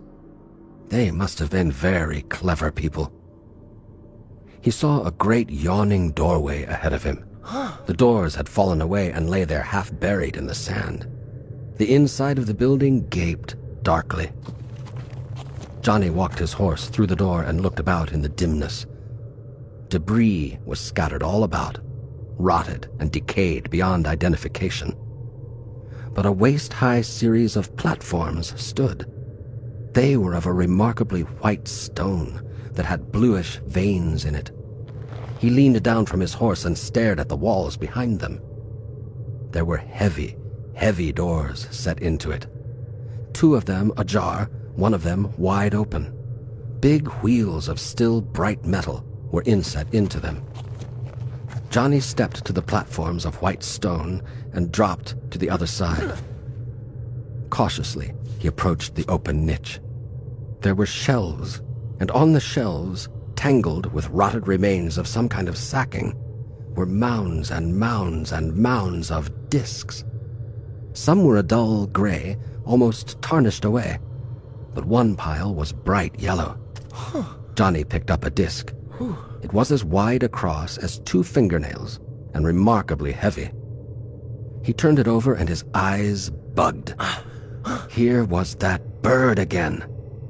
Talons gripping a bundle of arrows. Hastily he pawed into the other mounds, looking at disc after disc.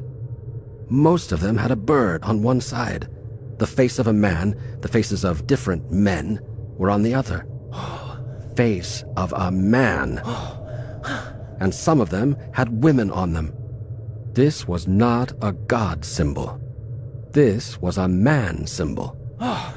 The bird with the arrows belonged to man. The shock of it sent him reeling. He supported himself against the wall of the niche for minutes. He felt his head buzzing with the readjustment of ideas. These doors to the niches were man-made. The great village was man-made. The doors of the tomb in the mountains were of similar material, even if larger. The tomb was not a god tomb. The mound out on the plain was also man-made. Man had once built things. He was certain of it. And it would take many men to make this great village. Therefore, there must have been many men at one time. He rode his horse out of the place in a deep daze. His most basic ideas and values had suffered severe shifts, and it took a lot of getting used to. What legends were true? Which ones were false? There was the legend of the great village, and here it was. Man had obviously made it and had lived here in forgotten times.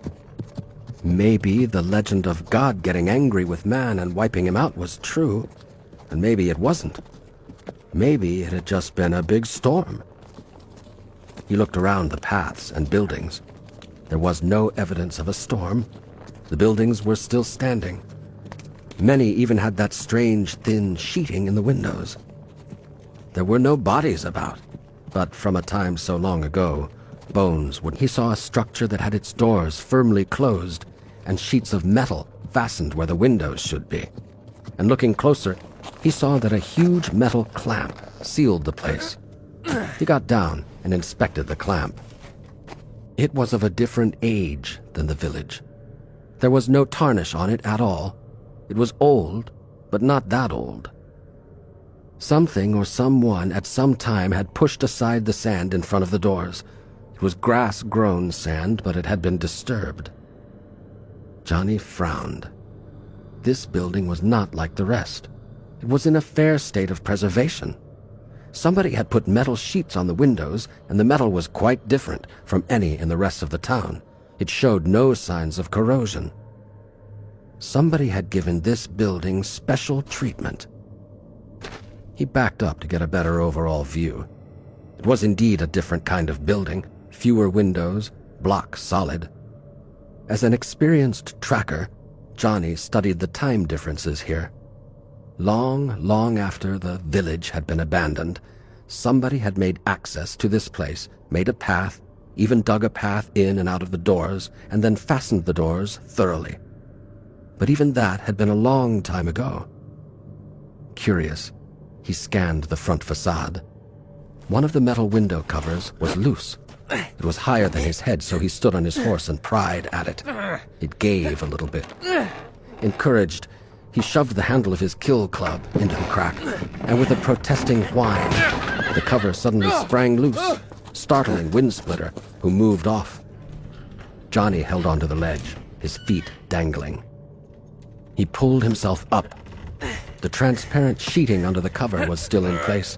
He took his kill club and managed to hit it.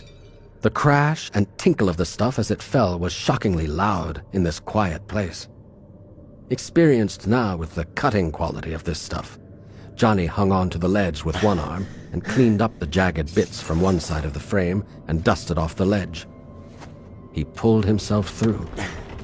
The place was so dark that it took quite a while to see anything. Light was coming through in thin cracks where other windows remained covered. At length his eyes adjusted and he dropped cautiously down into the huge room. Now that he was not blocking the window's light, he could see quite well. Dust and sand were only a filmy cover over things. There were tables and tables and tables, and chairs and chairs and chairs, all marshaled in orderly rows. But they were not the interesting things. Almost every wall was covered with shelving. The stacks of shelves even protruded out into the room. Somebody had covered them with a sheeting you could see through. Something lay under the sheeting on every shelf. Johnny approached cautiously. He carefully removed the fastenings to the sheeting and looked behind it. Queer, thick rectangles stood on these shelves, rows of them. At first he thought it was all one piece, and then he found that one could remove a single rectangle. He took one off the shelf. It almost fell to pieces in his hands. Awkwardly, he juggled to hold it together, and then succeeded. What a strange object. It was a box that wasn't a box. The covers slid sideways away from each other, enclosing a packet of thin, remarkably thin, slices that had black marks on them. Lots of little, tiny black marks, all in orderly rows. What a strange object. How complicated. He put the first one back on the shelf and took a second, smaller one. It, too, fell open. Johnny found himself staring at a picture. It didn't have depth. At first, it seemed to, but his finger told him it was just a flat plane. The object there was a big red circle, much bigger than a strawberry, much smoother. It had a stem, and alongside it there was a black tent with a crossbar in the middle of it. He turned the sheet. There was a picture of a bee. No bee was ever that big, but this was certainly a bee. It too looked three-dimensional until his finger told him it wasn't, and a black thing beside it had two bulges on it. Johnny turned another sheet. There was a cat. A small cat, to be sure, but it was definitely a cat. And it had a curved black thing beside it like a new moon. A few pages later, there was a picture of a fox, and beside it was a black pole with two flags coming off it. Suddenly, a quiver went through Johnny. He held his breath. He grabbed the first object he had taken and pried it open again. There was the tent. There was the bee's black mark. Yes, and there was the pole with two flags. He held the two rectangles, his head in a whirl. He stared at them. There was a meaning here. Foxes, bees, cats, tents, bulges, new moons. These things had meanings in them. But about what? Animals? Weather? He could sort all that out later. He crowded the two rectangles into his belt pouch. Anything that was connected to weather and animals had value. Rectangles with meaning in them. The idea made bright lights pop in your skull. He replaced the protective sheet, went back out the window, replaced the metal covering as well as he could, and whistled Wind Splitter over, dropping down to the horse's back.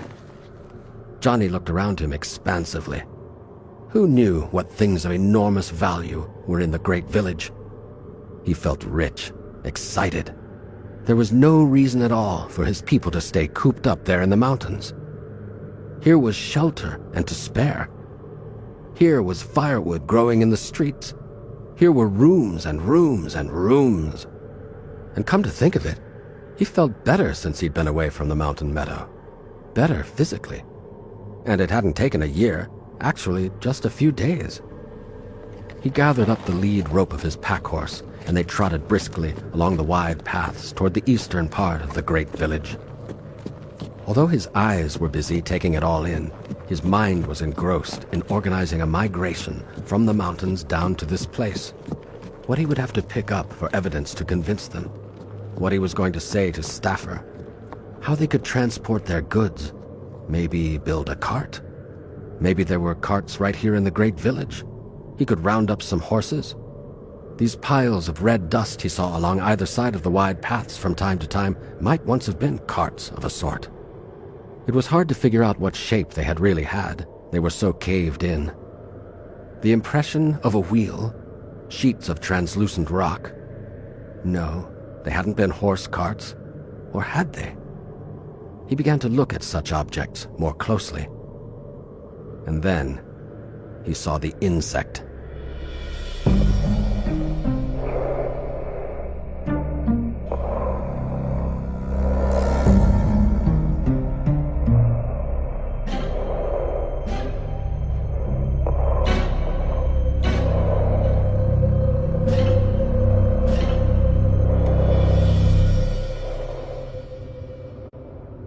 Part 1, Chapter 12. It was very bright daylight now, and there it sat. There could be no mistaking it. Alien. Surely it must be an insect. Only cockroaches looked like that. Or beetles. No, cockroaches. But there were no cockroaches that big. Not 30 feet long and 10 feet high and maybe 12 feet side to side. A horrible brown color. And smooth. Johnny had stopped, the lead horse bunched up behind. The thing was sitting squarely in the middle of the wide path. It seemed to have 2 eyes in front, slitted. There was nothing like this on the plains or in the mountains, and he had seen nothing like it in the great village center. It looked new, with very little dust on it, and shiny. He felt it was alive. There was something about it. Yes, alive. Not inanimate metal, but a living thing. Then he saw what made him think so. There had been a slight rocking motion. Something moved behind the slitted eyes. Johnny, making no sudden movements, turned Windsplitter and pulling the lead horse began to move away in the direction from which he had approached. He had already noted that these paths were mostly rectangular and that you could go all the way around a group of buildings and come back to the same place. There was open country to the east, not very far. He would go down a side path and then circle back and get out into the plains. Hopefully, he could outrun it, if it moved. There was an ear-splitting roar. Johnny glanced back in terror. The thing rose to the ground. Dust flew from below it. It began to inch forward. It was alive. He put Windsplitter into a gallop, straight down the street. He passed one corner path, 2. The thing was falling behind. It was now 2 corners back. He swerved Windsplitter up a side path, yanking the lead horse with him. They reached another corner, and again he turned. Up ahead were 2 tall buildings. He'd keep going and reach the open country. He'd make it. And then suddenly there was a sheet of flame. Ahead of him, the right-hand building exploded apart. Its top slid slowly down and into the street ahead, blocking it. Spattered with dust, Johnny hauled up short. He could hear the roaring of the thing somewhere beyond the rubble. He listened, holding his breath. The position of the roar was changing. It was shifting to the right. He traced it with his ears. It was going on down the other street. Now it was level with him. Now it was getting behind him. The thing had somehow blocked the street ahead of him and then gone on, planning to come up behind him. He was trapped.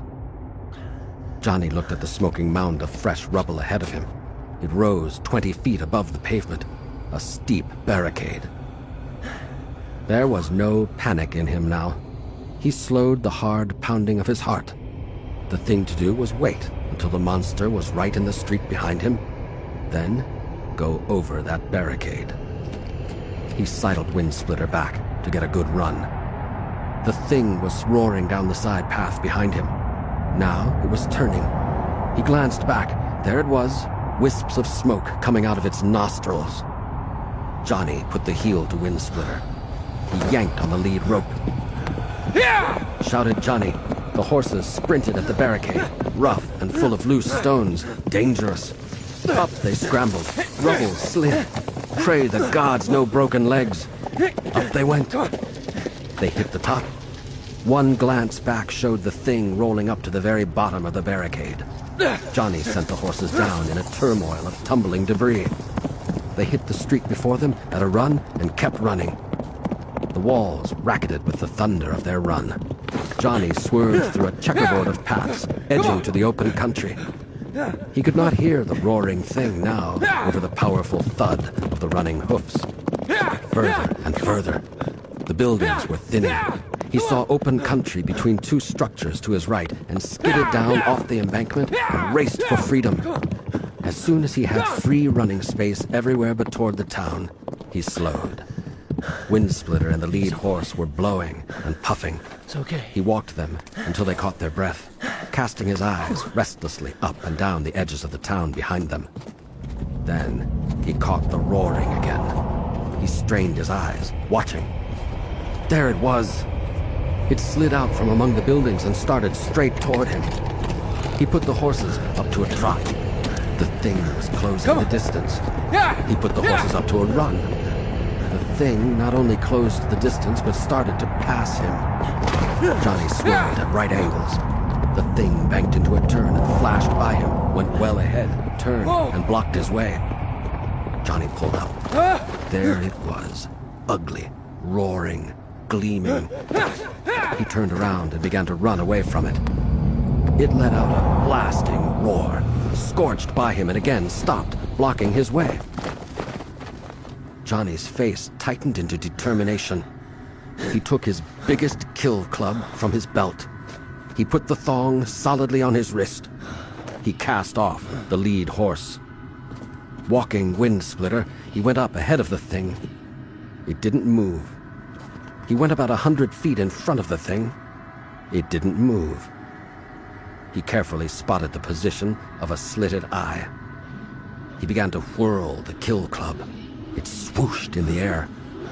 He put a heel to wind splitter, and they raced straight at the thing. The kill club, carried with the full speed of the running horse, whooshed down straight at the slitted eye. The crash of impact was deafening. Johnny slowed beyond the thing. It had not moved. He trotted wind splitter back to the original position, 100 feet in front of the thing. He turned and made ready for a second run. The lead horse came up behind him to its habitual place. Johnny glanced at it and then back at the thing. He calculated the distance and the run to strike at the other slitted eye. He touched a heel. Wind splitter plunged forward, and then a great gout of yellow bloomed out from between the eyes. Johnny was struck a blow like all the winds of High Peak rolled into one. Wind splitter caught the full force of it. Up into the air went horse and rider. Down they came with a shuddering crash against the earth.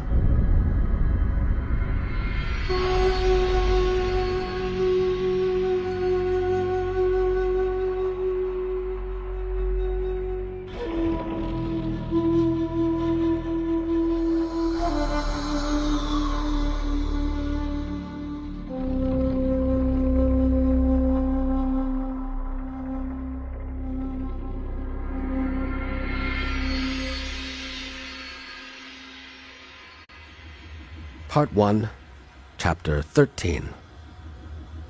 Turl didn't know what he was looking at. He had bunked down in the car in the outskirts. He had the old Chinko map of the ancient city, but he had no curiosity about it. With a few shots of Kerbango, he had eased himself off into sleep, intending to be gone with the dawn, through the city and into the mountains. Senseless, even risky, to go on in the dark. The car, however, had grown hot with the morning sun before he awoke, and now he stared out at an odd thing in the street before him. Maybe it had been the footfalls that had awakened him. He didn't know what it was. He had seen horses. They were always falling down mine shafts. But he had never before seen a horse with 2 heads. That's right, 2 heads, one in front and one in the middle, and a second animal of similar sort behind. Only this one only had a second body in the middle, as if the second head was bent down out of sight. He batted his eye bones. He shifted over into the driver's seat and stared more intently through the armored windshield. The 2 beasts had now turned around and were walking the other way. So Turl started up and began to follow. It became apparent to him at once that the beasts knew he was after them. He took a hasty look at his ancient street map, thinking he could flash around a couple of blocks and head them off. But instead, it was the beasts who turned. Turl saw they would dead end and knew they would circle a block. It was elementary indeed to handle that. He glanced again at his map and spotted the right buildings to make a barricade. The firepower of the old Mark II was not very heavy, but it was surely enough for that. He adjusted the force lever with a fumbling and inexperienced paw and steered the tank into position. He hit the fire button. The resulting explosion was extremely satisfactory. A whole building tipped over to make a barricade. He jockeyed his throttle and wheeled around and went down the street, turned, and sure enough, there they were. He had his quarry trapped. Then he sat with slack jawbones to see the beasts go straight up over the smoking rubble and vanish from view. Turl sat there for a minute or two. Was this any part of what he was trying to accomplish? He was puzzled by the beasts, but they didn't have anything to do with the business he was in. Oh well, he had lots of time, and hunting was hunting after all. He pushed a button and fired off an antenna capsule, set to hover 300 feet up, and then turned on his picture screen. Sure enough, there were the beasts, tearing along, zigzagging around blocks. He watched their progress while he ate some breakfast. That done, he took a small shot of Kerbango, engaged the drivetrain, and following the picture was soon out in open country with his quarry in plain sight. He raced around in front and blocked them. They turned. He did it again. What were they? The second beast still had his head down, but the one in the lead definitely had two heads. Turl decided he had better not talk about this in the recreation room. They'd roast him. He watched with curiosity when the beast in the front stopped, took a stick out of his belt, and began a run at him. His curiosity turned to amazement. The thing was going to attack him. Incredible. The crash of the club against the windshield was deafening. His ear bones rang with the assault. And that wasn't all. There was an immediate atmosphere sizzle. A wave of dizziness hit Turl. Bright lights popped in his skull. Air was getting into the cab. This old Mark II had seen better days. The supposedly armored windscreen had come loose in its mounts. Turl gaped at it in disbelief. The side gasket had given way. He panicked. Then his eye caught the sign about face masks, and he hastily snatched the mask and flask of breathe gas off the gunner's seat and snapped it over his face, opening the valve. He inhaled deeply, and the dizziness lessened. He took 3 deep breaths to clean the damned air out of his lungs. Turl stared anew at the strange beast. It was lining up for another run. His paws fumbled with the firepower. He wanted no recoil of the blast blowing back through the opened windscreen, and he pulled the force lever low to stun. He hoped it was enough. The beast started the run. Turl hit the fire button. It was enough, all right. The ions sizzled and glared. The beasts were slammed back, lifted clean off the ground. They fell. Turl watched intently to make sure they kept on lying where they had fallen. Good. They did. He let out a shuddering sigh into his mask, winding down. And then he sat up straight in new amazement. He had thought when they were hit that he was dealing with 2 four-legged beasts, but lying on the ground, they had come apart. Turl swung a side door wide and crawled out. He checked his belt gun and then rumbled over to the game he had hit. 3 beasts. Maybe 4. The 2 four-legged beasts were 2. On the one behind, a bundle of something had fallen apart. That maybe made 3. The nearer one definitely was 2 different beasts. What a confusion! He shook his head, trying to clear it.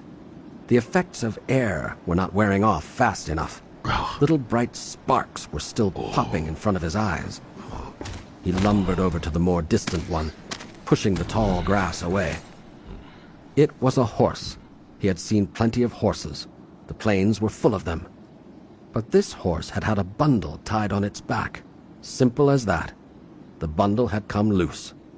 He kicked it.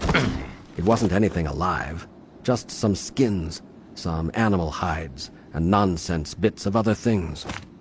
He walked back toward the tank through the high grass. The other thing was also a horse, and over to the right, where it had fallen clear, Turl pushed back the grass.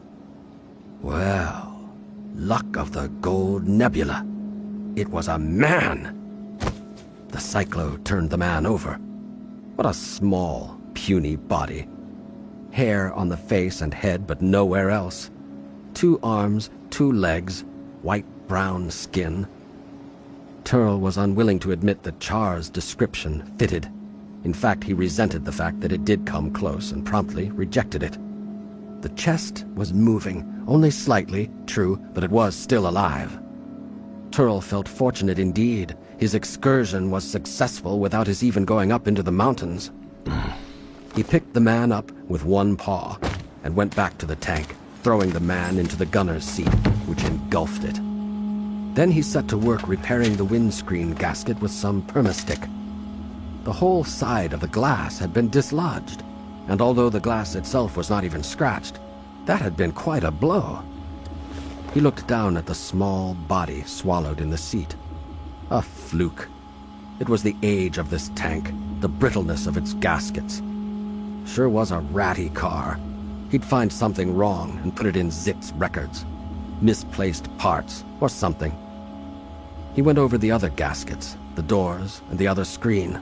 They seemed all right, if brittle. Well, he wasn't going underwater, and there would surely be no more attacks from things like that. Turl stood up on the driver's seat and looked all around the horizon. All clear. No more of these beasts. He banged down the top and settled himself.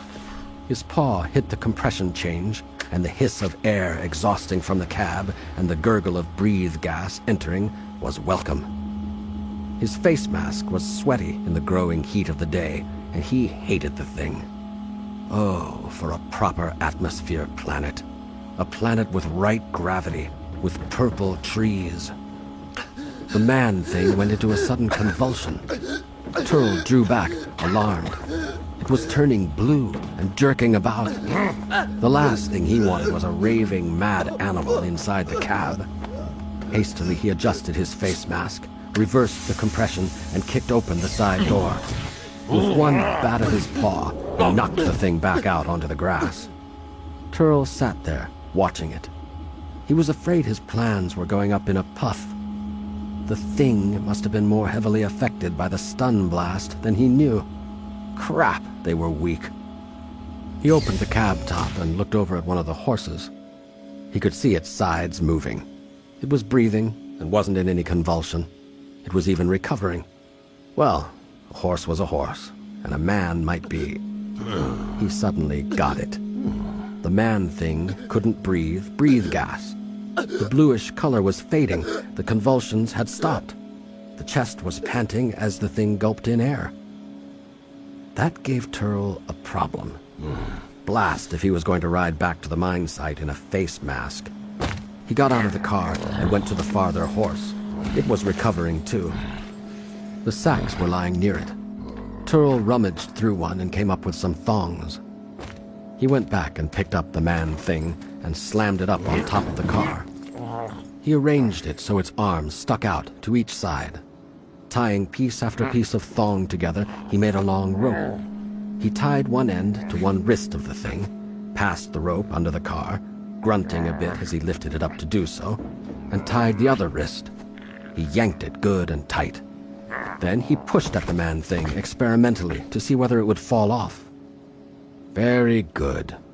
He threw the sacks onto the gunner's seat and got in, closed up, and restarted the atmosphere change. The nearest horse was lifting its head, struggling to get up. Aside from surface blood boils caused by the stun gun, it seemed to be all right, which meant that the man thing would probably recover. Turl stretched his jawbones in a grin. Well, it was coming out all right, after all. He started up the car, turned it, and headed back toward the mine site.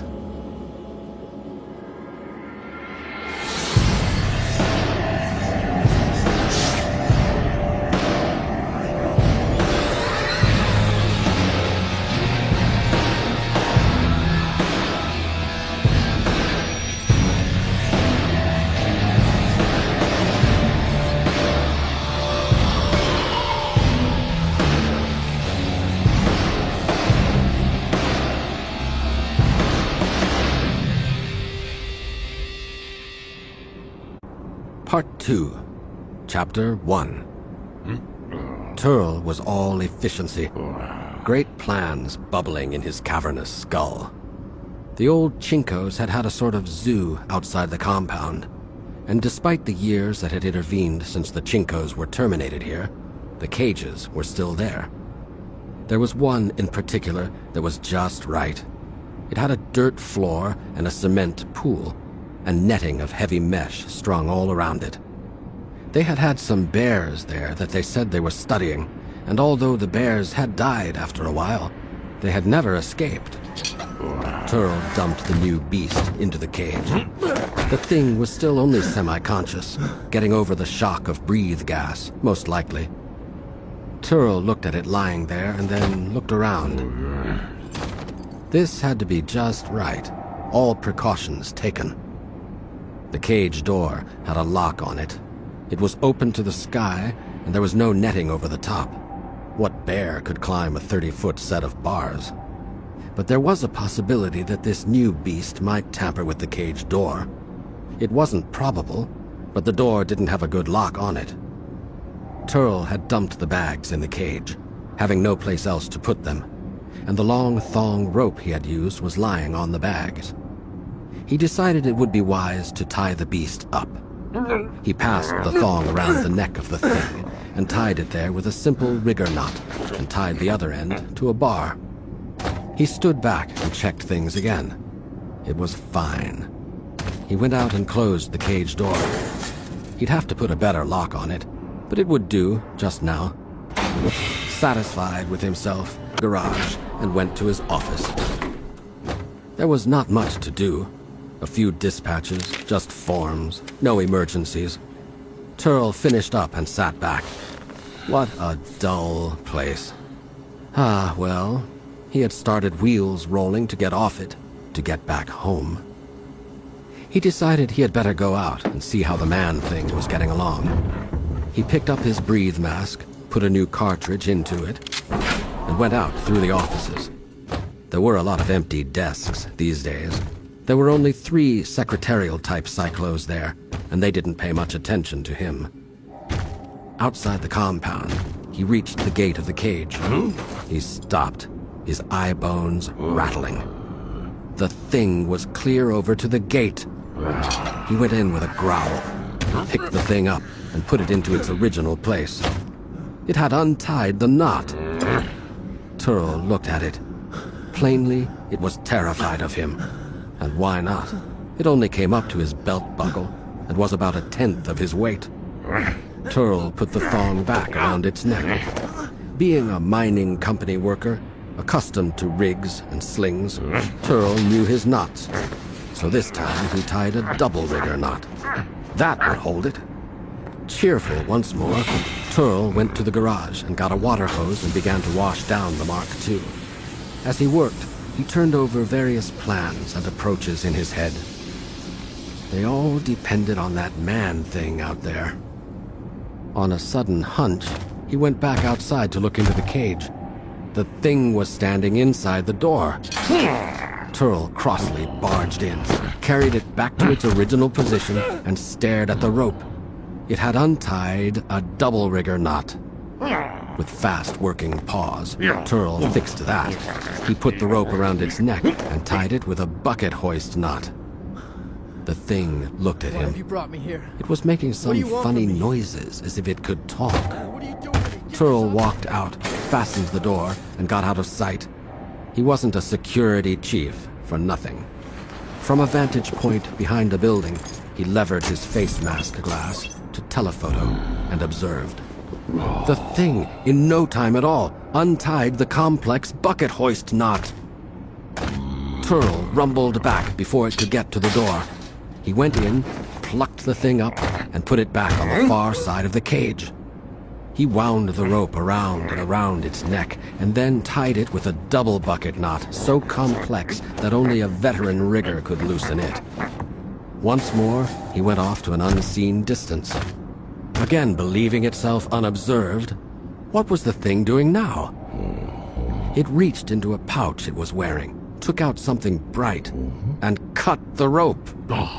Turl rumbled off to the garage and rummaged about through centuries of cast-offs and debris until he found a piece of flexi-rope, a welding torch, a welding power cartridge, and a short strip of metal.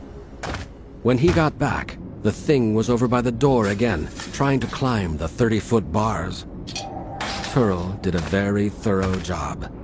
He made a collar out of the metal and welded it hotly around the neck. He welded the flexi-rope to the collar and welded the other end into a ring, hooking the ring over a bar 30 feet above the dirt floor of the cage. He stood back. The thing was grimacing and trying to hold the collar away from its neck, for it was still hot. That'll hold it, Turl told himself. But he hadn't finished. He wasn't a security chief for nothing. He went back to his office storeroom and broke out 2 button cameras, checked them, and switched them to the wavelength of his office viewer. Then he went back to the cage and put 1 button camera way up in the bars, pointing down, and put the other one out at a distance where it could view the exterior. The thing was pointing at its mouth and making sounds. Who knew what that meant? Only now did Turl feel relaxed. That night, he sat smugly in the employee recreation room, responding to no questions, quietly drinking his kerbango in a very self-satisfied way.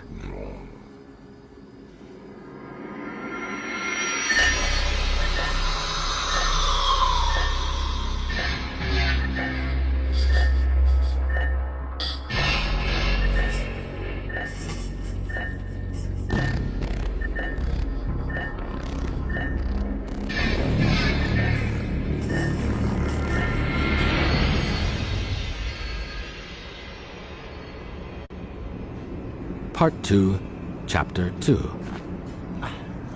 Johnny Goodboy Tyler stared in despair at his packs across the yard. The sun was hot. The collar on his burned neck hurt. His throat was parched with thirst, and he felt hungry. In those packs, just inside the cage door, there was a pig bladder of water. There was some cooked pork, if it hadn't spoiled, and there were hides he could rig for shade. At first, he had just been trying to get out. The very idea of being caged made him feel ill. Sicker even than the lack of water and food. It was all so unknown. The last he really remembered was starting to charge the insect and being blown into the air. Then this. No, wait. There was something after he was first stunned. He had started to come to, lying on something soft and smooth. He had seemed to be inside the insect. He had seen a huge something next to him. And then there was a sensation like breathing fire straight into his lungs that pulled every nerve short and threw him into a convulsion. There was another glimpse of an occurrence. He had flickeringly regained consciousness for a few moments. He seemed to be tied to the top of the insect, speeding across the plain. And then the back of his head bumped, and the next he knew, he was in here, in this cage. He put it together. He had hurt the insect, but not fatally. It had eaten him, but then spit him up. It had carried him on its back to its lair. But the real shock was the monster. It was true. He knew now that he had always been too smart. He had doubted his elders. He had doubted the great village, and there it had been. He had doubted the monsters, and here one was. When he had come to and found himself looking up at that thing, his head had reeled. He felt himself literally bending the bars behind him to get away. A monster! 8 or 9 feet tall, maybe more. About 3.5 feet wide. 2 arms, 2 legs, a shiny substance for a face, and a long tube from the chin down to the chest. Glowing amber eyes behind the shiny front plate. The ground shook as it approached. 1,000 pounds, maybe more. Huge booted feet dented the earth. And it had furry paws and long talons. He had been certain it was going to eat him right then, but it hadn't. It had tied him up like a dog. There was something strange about this monster's perceptions. Every time he'd tried to get untied and out of the cage, the monster had shown up again, as though it could see when it wasn't around to see. Possibly those little spheres had had something to do with it. The monster held them in its paws like small, detachable eyes. One was up there now, glittering way up in the corner of the cage, like a little eye. The other one was out there stuck onto a nearby building side. But the monster had caught him trying to get out before it planted those eyes. What was this place? There was a constant rumble from somewhere, a muted roar similar to the one the insect had made. The thought of more of those insects chilled him. There was a big stone basin in the middle of the cage, a few feet deep, with steps up one side. Lots of sand was in the bottom of it. A grave? A place to roast meat? No, there were no charred sticks or ashes in it. So there were monsters. When he stood in front of it, his face was just above the level of its belt buckle. Belt buckle? Yes, a shiny thing that held a belt together.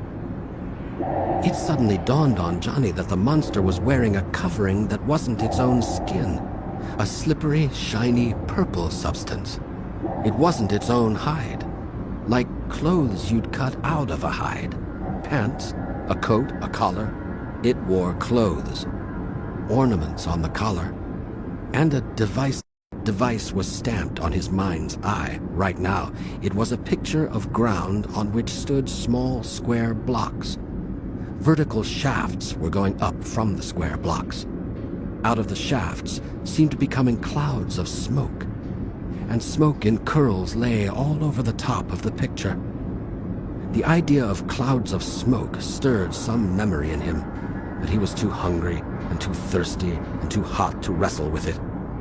The ground under him began to shake in measured tread. He knew what this was. The monster came to the door. It was carrying something.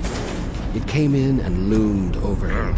It threw down into the dirt some soft, gooey sticks of something. Then it just stood there. Johnny looked at the sticks. They weren't like anything he had ever seen.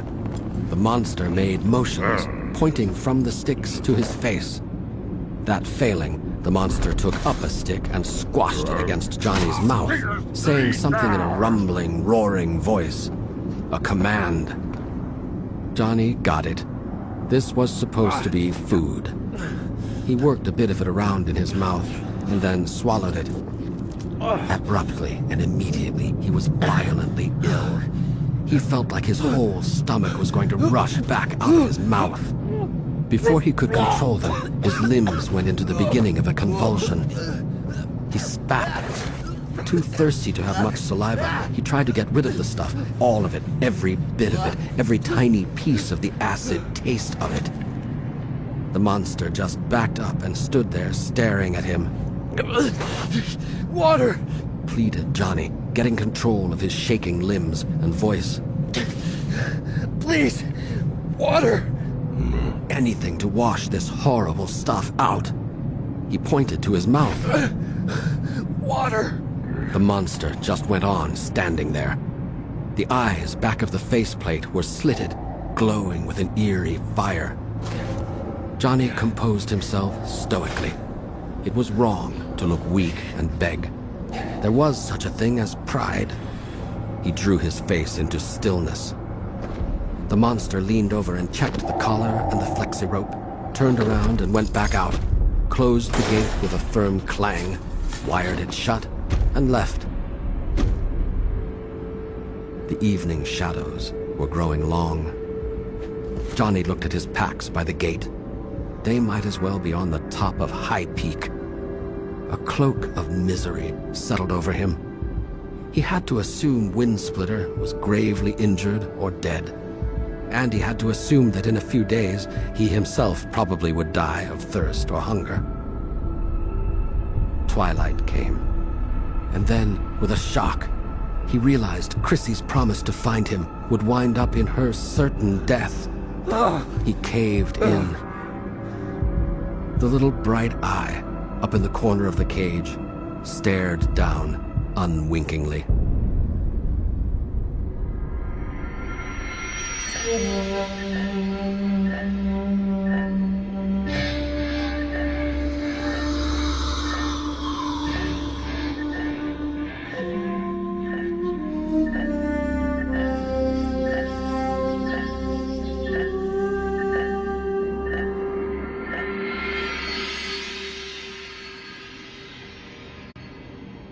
Part 2, Chapter 3. The following day, Turl probed around the disused quarters of the old Chinkos. It was unpleasant work. The quarters were outside the pressurized cyclodomes of the mine site, and he had to wear a breathe mask. The Chinkos were air breathers. And while the quarters had been sealed off, a few hundred years of neglect and weather leaks had left their marks. There were rows and rows of bookcases, lines and lines of filing cabinets full of notes, old scarred desks, rickety and frail to begin with, collapsing into themselves, piles of junk in lockers, and everything filmed over with white dust. Good thing he didn't have to breathe it. What funny beings the Chinkos had been. They were the intergalactic mining company's answer to some protests by more warlike and able worlds that mining was wrecking planetary ecologies. And the company being plush and profitable at that time, some knothead of a director in Intergalactic's main office had created the Culture and Ethnology Department, or C&E. Maybe it was originally named the Ecological Department, but Chinkos could paint. And some intergalactic director's wear-the-claws wife had begun to make a private fortune selling Chinko work on other planets and got the name changed. There was very little that didn't show up in the secret files of the security department. It was the strike the Chinkos had invented, not the corruption, that caused the final wipeout. Corruption at director level was very paws-off for security. A strike was not. But the Chinkos here had been gone long before that, and this place looked it. What, after all, was worth culturing on this planet? There weren't enough indigenous populations left to bother with, and who had cared anyway? But like any bureaucracy, the Chinkos had been busy. Look at those hundreds of yards of cabinets and books. Turl was looking for a manual on the feeding habits of man. Surely these busy Chinkos had studied that. He pawed and pawed. He opened and flipped hundreds of indexes. He got down and poked into lockers. And while he got a very good idea of what there was in these rambling offices and lockers, he couldn't find one single thing about what man ate. He found what bears ate. He found what mountain goats ate. He even found a treatise, scholarly composed, printed and reeking with wasted expense, on what some beast known as a whale ate. A treatise that ended up, laughably enough, with the fact that the beast was totally extinct. Turl stood in the middle of the place, disgusted. No wonder the company had phased out C&E on Earth. Imagine roaring around, burning up fuel, keeping a whole book manufacturing plant steaming like a digger's shovel, wearing out eyesight. It wasn't all in vain, though. He had learned from the aged and yellowed map he now gripped in his hand that there were a few other groups of men left on this planet. At least there had been a few hundred years ago. Some were in a place the Chinkos called Alps. Several dozen, in fact. There had been about 15 up in the ice belt the Chinkos called North Pole and Canada. There had been an unestimated number at a place called Scotland, and there had been some in Scandinavia, and also in a place called Colorado. This was the first time he had seen the Chinko name for this central mine site area, Colorado. He looked at the map with some amusement. Rocky Mountains. Pikes Peak. Funny Chinko names. The Chinkos always did their work in painfully severe cyclo, faithful to their ore. But they had had funny imaginations. This was getting him no place, however. Although it was good to know, for the sake of his planning, that there had been a few more men around. He would have to rely on what he should have relied on in the first place: security. The techniques of security. He would put them to work. He walked out and closed the door behind him and stared around at this non-cyclo alien world. The old Chinko offices, barracks, and zoo were up on the high hill back of the mine site. Close by, but higher. The arrogant bastards. One could see all around from this place. One could see the ore transshipment platform as well as the freighter assembly field. The place didn't look very busy down there. Intergalactic would be sending some sizzlers down the line unless quotas were met. He hoped he wouldn't have too many investigations ordered by the Home Office. Blue sky, yellow sun, green trees, and the wind that tugged at him full of air. How he hated this place. The thought of staying made him grit his fangs. Well, what do you expect in an alien world?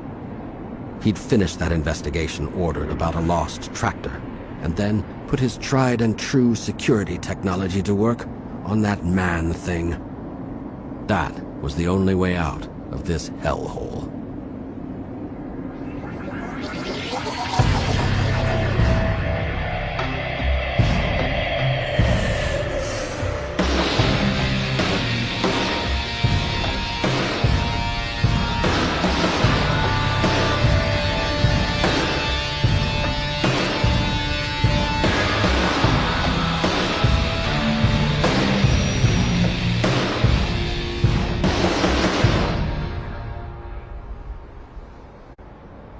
Part 2, Chapter 4. Johnny watched the monster. Thirsty, hungry, and with no hope. He felt adrift in a sea of unknowns. The thing had come into the cage, its footsteps shaking the earth, and had stood there for some time just looking at him. Small glints of light in its amber eyes. Then it had begun to putter around. Right now it was testing the bars, shaking them, apparently verifying that they were firm. Satisfied, it rumbled all around the perimeter, inspecting the dirt. It stood for a while, looking at the sticks it had tried to make Johnny eat. Johnny had pushed them as far away as possible since they had a bad, pungent smell. The monster counted them. Aha, it could count. It spent some time examining the collar and rope, and then it did a very strange thing. It unhooked the rope's far end from the bar top. Johnny held his breath. Maybe he could get to his packs. But the monster now hooked the rope on a nearby bar. He dropped a loop over the bar indifferently, and then moved off to the door. It spent some time at the door, rewinding the wires that kept it closed, and did not seem to notice that when it turned its back on the door, one of the wires sprang free. The monster rumbled off toward the compound and disappeared. Lightheaded with thirst and hunger, Johnny felt he was having delusions. He was afraid to hope. But there it was. The rope could be removed, and the gate fastening might be loose enough to open. He made very sure the monster was really gone. Then he acted. With a flip of the rope, he got the far end off the bar. Hastily, he wrapped the length around his body to get it out of his way and tucked the end into his belt. He dove for his packs. With shaking hands, he ripped them open. Some of his hope died. The water bladder had burst, probably from the earlier impact, and there was only dampness there. The pork, wrapped in hide that retained the sun's heat, was very spoiled, and he knew better than to eat it. He looked at the door. He would try. Grabbing a kill club and rope from the pack and checking his belt pouch for flints, Johnny crept to the door. No sign of the monster. The wires of the fastening were awfully big, but age had weakened them. Even so, they tore and bruised his hands as he feverishly sought to open them. Then they were open. He pushed against the door. In seconds, he was sprinting through the shrubs and gullies to the northwest. Keeping low, taking advantage of every bit of cover so as to remain hidden from the compound, he nevertheless went fast. He had to find water. His tongue was swollen, his lips cracked. He had to find food. He felt the light-headed unreality that came with the beginnings of starvation. Then, he had to get back to the mountains. He had to stop Chrissy. Johnny went a mile. He examined his back trail. Nothing. He listened. No sound of the insect, no feel of monster feet shaking the earth. He ran 2 miles. He stopped and listened again. Still nothing. Hope flared within him. Ahead, he could see greenery, a patch jutting out of a gully, a sign of water. His breath hoarse and rattling in his chest, he made the edge of the gully. No scene could be more heartwarming. A speck of blue and white. The cheerful burble of a small brook running through the trees. Johnny lunged forward, and a moment later plunged his head into the incalculably precious water. He knew better than to drink too much. He just kept rinsing his mouth. For minutes he plunged his head and chest in and out of the stream, letting the water soak in. Gone was the taste of that terrible, gooey stick. The freshness and cleanness of the brook were almost as joyful as its wetness. He drank a few cautious swallows and then sank back, catching his breath. The day looked brighter. The back trail was still quiet. The monster might not discover he was gone for hours. Hope surged again. Far off to the northwest, just a little bit above the curve of the plain, were the mountains. Home. Johnny looked around him. There was an old rickety shack on the other side of the stream bed, the roof sunk down to its foundation. Food was his concern now. He took more swallows of water and stood up. He hefted his kill club and walked through the stream toward the ancient shack. While running, he had seen no game. Perhaps it was cleared out in the vicinity of the compound. But he didn't need big game. A rabbit would do. He had better take care of this fast and keep going. Something moved in the shack. He crept forward, silent. In a scurry, several big rats raced out of the shack. Johnny had started his throw and then stopped. Only in the dreariest of a starving winter would one eat rats. But he had no time and he saw no rabbits. He picked up a rock and threw it against the shack. 2 more rats streamed out and he threw his kill club straight and true. A moment later, he was holding a dead rat in his hand, a big one. Did he dare light a fire? No, no time for that. Raw rat? Ugh. He took a piece of the sharp, clear stuff from his pouch and stepped back to the stream. He cleaned and washed the rat. Hunger or no hunger, it took some doing to bite into the raw rat meat. Almost gagging, he chewed and swallowed. Well, it was food. He ate very slowly so that he wouldn't get any sicker than he felt at eating raw rat. Then he drank some more water. He wrapped a last piece of the rat in a scrap of hide and put it in his pouch. He kicked some sand over the debris he had left. He stood up straight and looked at the distant mountains. He took a deep breath, bracing himself to start again on his run. There was a low whistle in the air, and something fell over him. He rolled. It was a net. He couldn't get free. The more he tried to get out of it, the more tangled up he became. He stared wildly around. Through an opening, he saw the truth. The monster, without haste, was moving forward out of the trees, taking in the slack of the rope to which the net was attached. The thing exhibited no emotion. It moved as though it had all the time in the world. It wrapped Johnny up in the net and tucked the whole bundle under its arm, and then began to rumble along, back toward the compound.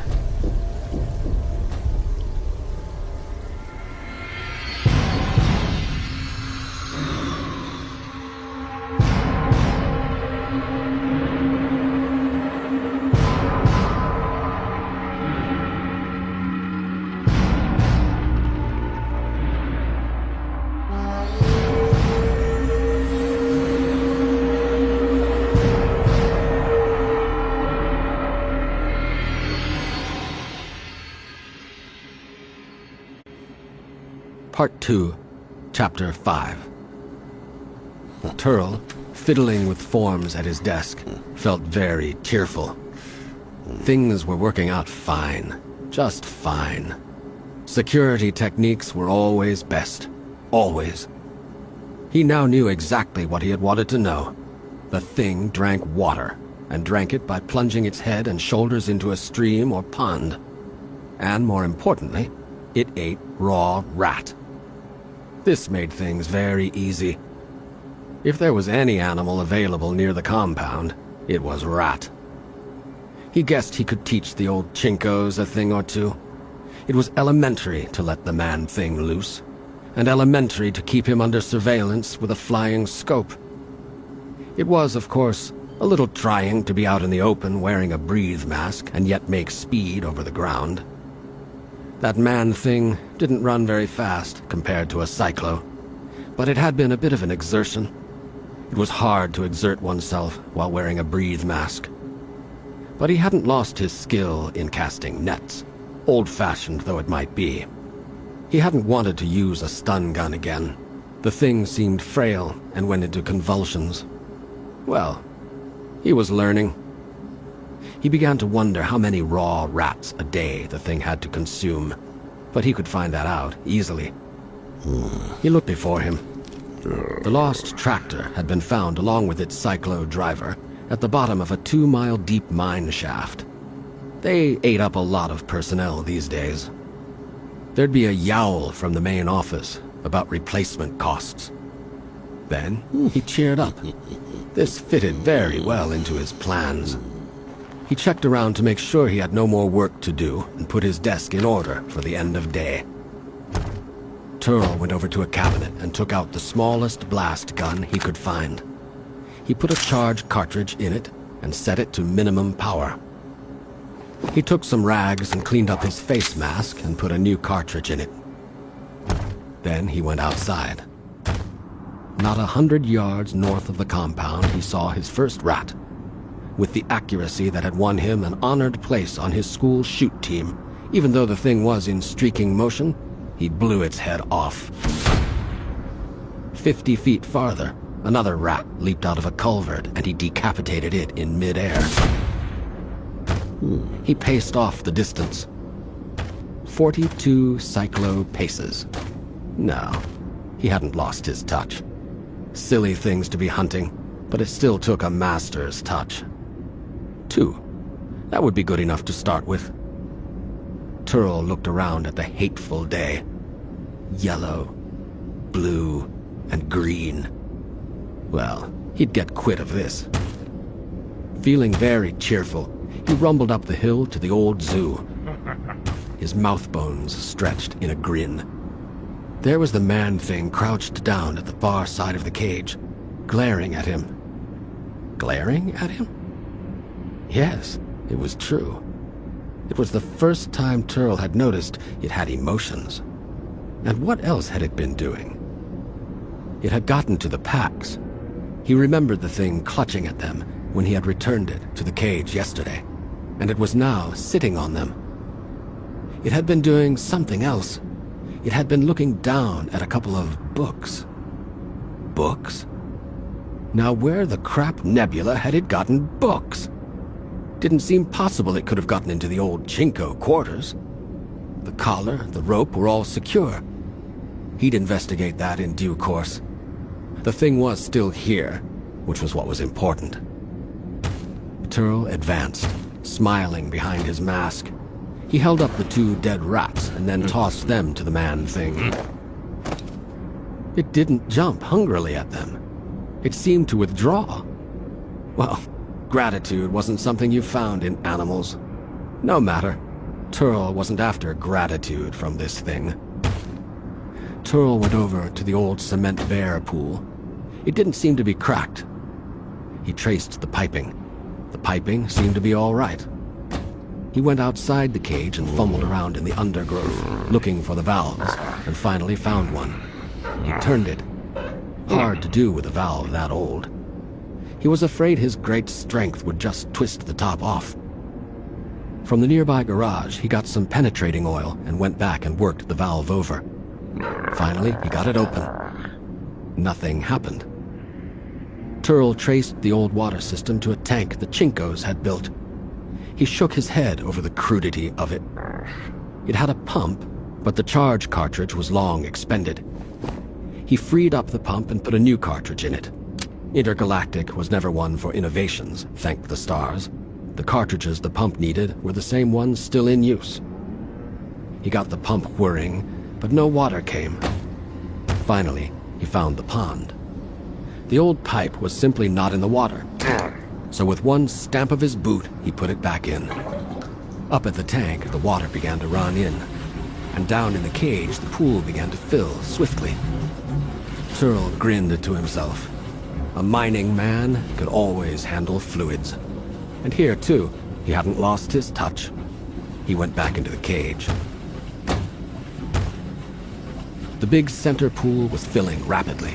It was muddy and swirling since it had been full of sand, but it was wet water. The pool filled up to the top and slopped over, spilling across the floor of the cage. The man-thing was hastily picking up its things and jamming them into the bars to escape the inundation. Turl went back outside and shut off the valve. He let the tank on the hill fill and then shut that off. The cage was practically awash, but the water was draining off through the bars. Good enough. Turl slopped over to the man-thing. It was clinging to the bars to keep out of the water. It had the hides way up, jammed over the cross braces. To keep them dry? It was holding on to the books with one hand. Turl looked around. Everything was in order now, so he had better look into these books. He started to take them out of its hand, but it held on. With some impatience, Turl smashed at its wrist and caught the two books as they fell. They were man books. Puzzled, Turl leafed through them. Now where could this thing have picked up man books? He drew his eye bones together, thinking. Ah, the Chinko guidebook. There had been a library in that town. Well, maybe this animal had lived in that town. But books? This was better and better. Maybe, like the Chinkos had said, these animals could grasp meaning. Turl could not read the man characters, but they obviously were readable. The first one here must be a child's primer. The other one was some kind of child's story. Beginner books. The animal was looking stoically away in another direction. It was useless, of course, to try to talk to it. Turl halted his thought in mid-blink. Better and better for his plans. It had been talking. He remembered now. What he had thought were growls and squawks like you get from any animal had been reminiscent of words. And here were books. He made the thing look at him by turning its head. Turl pointed to the book and then at the thing's head. It gave no sign of understanding. Turl pushed the book up close to its face and pointed at its mouth. No sign of recognition occurred in the eyes. It either wasn't going to read or it couldn't read. He experimented some more. If these things could actually talk and read, then his plans were sure winners. He turned the pages in front of its face. No sign of recognition. But it had books in its possession. It had books, but it couldn't read. Maybe it had them for the pictures. Ah, success. Turl showed it a picture of a bee, and there was a flicker of interest and recognition. He showed it the picture of the fox, and again, that flick of recognition. He took the other book with pages of solid print. No sign of recognition. Got it. He put the small books in his breast pocket. Turl knew what to do. He knew every piece of everything in the old Chinko quarters, and that included man language discs. They had never written up what man ate, but they had gone to enormous trouble with man language. Typically Chinko. Miss the essentials and soar off into the stratosphere. He knew tomorrow's program. Better and better. Turl checked the collar, checked the rope, securely locked up the cage, and left.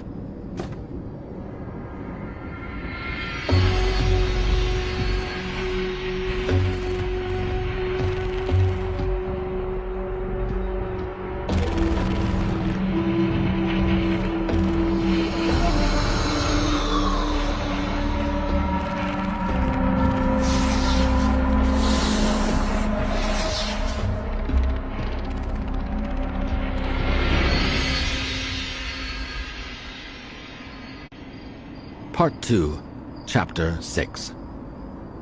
It had been a damp, cold, thoroughly miserable night. Johnny had clung to the bars for hours, loath to sit down or even step down. Mud was everywhere. The gush of water had taken the sand and dirt in the pool and spread it all over the cage, and the dirt of the floor had avidly soaked it up. The mud became ankle deep. But at last, exhausted, he had given in and slept lying in the mud. Mid-morning sun was drying it somewhat. The 2 dead rats had floated away out of reach, and Johnny didn't care. Already dehydrated from his previous experience, he felt the hot sun increase his thirst. He looked at the muddy pool, contaminated with slime from the cage. He could not bring himself. We don't play favorites. We make custom-fit floor to drink it. He was sitting miserably against the bars when the monster appeared. It stopped outside the door and looked in. It was carrying some metallic object in its paws. It looked at the mud, and for the moment, Johnny thought it might realize he couldn't go on sitting and sleeping in the mud. It went away. Just as Johnny believed it would not come back, it reappeared. This time it was still carrying the metal object, but it was also carrying a huge rickety table and an enormous chair. The thing made tricky work getting through the door with all that load, a door too small for it in the first place. But it came on in and put the table down. Then it put the metal object on the table. Johnny had at first believed that the huge chair was for him, but he was quickly disabused. The monster put the chair down at the side of the table and sat down on it. The legs of it sunk perilously into the mud. It indicated the mysterious object. Then it took the 2 books out of its pocket and threw them on the table. Johnny reached for them. He had not thought he would ever see them again, and he had begun to make out of them a kind of sense. The monster cuffed his hand and pointed at the object. It waved a paw across the top of the books in a kind of negative motion and pointed again at the object. There was a sack on the back of the object, and it had discs in it about the diameter of 2 hands. The monster took out one of the discs and looked at it. It had a hole in the middle with squiggles around it. The monster put the disc on top of the machine. There was a rod there that fitted into the middle of the disc. Johnny was extremely suspicious, his hand bruised from the cuff. Anything this monster was up to would be devious, treacherous, and dangerous. That had been adequately proved. The game was to bide one's time, watch and learn, and out of that possibly wrest freedom. The monster now pointed to 2 windows on the front of the object. Then it pointed to a single lever that stuck out from the front of it. The monster pushed the lever down. Johnny's eyes went round. He backed up. The object talked. Clear as a bell, it had said, "Excuse me." The monster pulled the lever up, and it stopped talking. Johnny drew back further. The monster clouded him between the shoulder blades and drove him up to the table so hard the edge hit his throat. The monster raised a cautionary finger at him. It shoved the lever up, and by standing on tiptoe, Johnny could see that the disc went backward from the way it had gone. The monster pulled the lever down again. The object said, "Excuse me, but The monster centered the lever, and the machine stopped. Then it pushed the lever up, and the machine went backward again. Johnny tried to look under the machine and back of it. The thing wasn't alive, surely. It didn't have ears or a nose or a mouth. Yes, it did have a mouth. A circle low down in front of it. But the mouth didn't move. Sound just came out of it. And it was talking Johnny's language. The monster pushed the lever down again, and the object said, "Excuse me, but I am your..." This time, Johnny saw that some odd squiggles had been showing up in the top window and a strange face in the lower window. Once more, the monster pushed the lever up, and the disc on top went backward. Then the monster centered the lever. It pointed a talon at Johnny's head, and then at the object. Johnny noticed then that the monster had been moving the lever off-center all positions to the left. The monster now moved the lever all the way over to the right and down, and different squiggles appeared, but the same picture showed. And the machine said something in some strange tongue. The monster backed it up and put the lever in the left, right, center, and down. Different squiggles, same lower picture, but an entirely different set of sounds. Behind the face mask, the monster seemed to smile. It repeated the last maneuver again and pointed to itself. Johnny suddenly understood that that was the monster's language. Johnny's interest was immediate, intense, and flaming. He reached up and pushed the monster's paw away. It was hard to reach because the table was so high and big, but Johnny made nothing of that. He moved the lever up and to the left. Then he moved it down. The machine said, "Excuse me, but I am your instructor." Then Johnny did the same operation in the right-hand position, and it said something that was language but strange. Then he did it in the center position, and it spoke again in the language of the Cyclos. The monster was looking at him closely, even suspiciously. It bent way over and peered back into Johnny's face. The flickering amber eyes slitted. Then it made a doubtful motion toward the machine as though it would pick it up and carry it off. Johnny slapped the huge hands away and fastened again on the lever. He put it in the left track and let it roll. "Excuse me, The machine said, but I am your instructor, if you will forgive such arrogance. I do not have the honor to be a Cyclo. I am but a lowly Chinko." The face in the bottom window bowed twice and put a hand over its eyes. "I am Joga Stenko, Junior Assistant Language Slave in the Language Division of the Department of Culture and Ethnology, Planet Earth." Squiggles were running rapidly in the upper window. "Forgive my presumption, but this is a course of study in reading and speaking the man languages of English and Swedish. On the left-hand track of the record, I hope you will have no trouble in finding English. On the right-hand track, you will find the same text in Swedish. On the center track, the same text is in Cyclo, the noble language of conquerors. The written equivalent in each case appears in the upper window, and suitable pictures appear in the lower window. You will pardon my humble pretensions of learnedness. All wisdom abides in the governors of Cyclo, and one of their major companies, the great and mighty Intergalactic Mining Company, on which let there be profit." Johnny centered the lever. He was breathing hard. The language was stilted, oddly pronounced, and many of the words he did not know. But he grasped it. He looked more closely at the object. He frowned, concentrating heavily. And then he grasped that it was a machine, a not live thing. That meant that the insect had been not live either. Johnny looked at the monster. Why was this thing doing this? What fresh dangers and privations did it have in mind? There was no kindness in those amber eyes. They were like a wolf's eyes seen in firelight. The monster pointed toward the machine, and Johnny pulled the lever down to the left. "Excuse me," it said, "but we will begin with the necessary alphabet. The first letter is A. Look at the upper window." Johnny did, and saw the marks. A, pronounced A.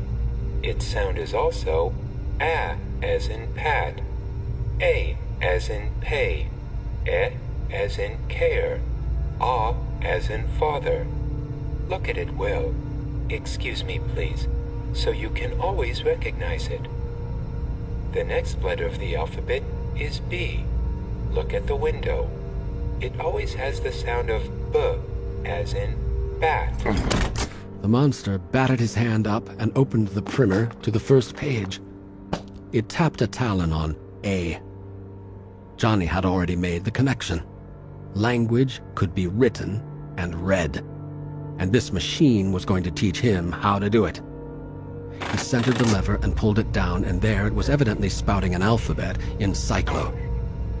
The little face in the lower window was showing mouth formations to say the sounds. He swung the lever over to the right, and it was saying an alphabet in Swedish? The monster stood up, looking the 4 feet down to Johnny. It took 2 dead rats from its pocket and dangled them in front of Johnny. What was this? A reward? It made Johnny feel like a dog being trained. He didn't take them. The monster made a sort of shrugging motion and said something. Johnny couldn't understand the words. But when the monster reached over to pick up the machine, he knew what they must have been. Something like, lessons over for the day. Johnny instantly pushed the arm. You won't believe it. Arms away from the machine. He moved over defiantly and stood there, blocking the reach. He wasn't sure what would happen, if he'd be batted halfway across the cage, but he stood there.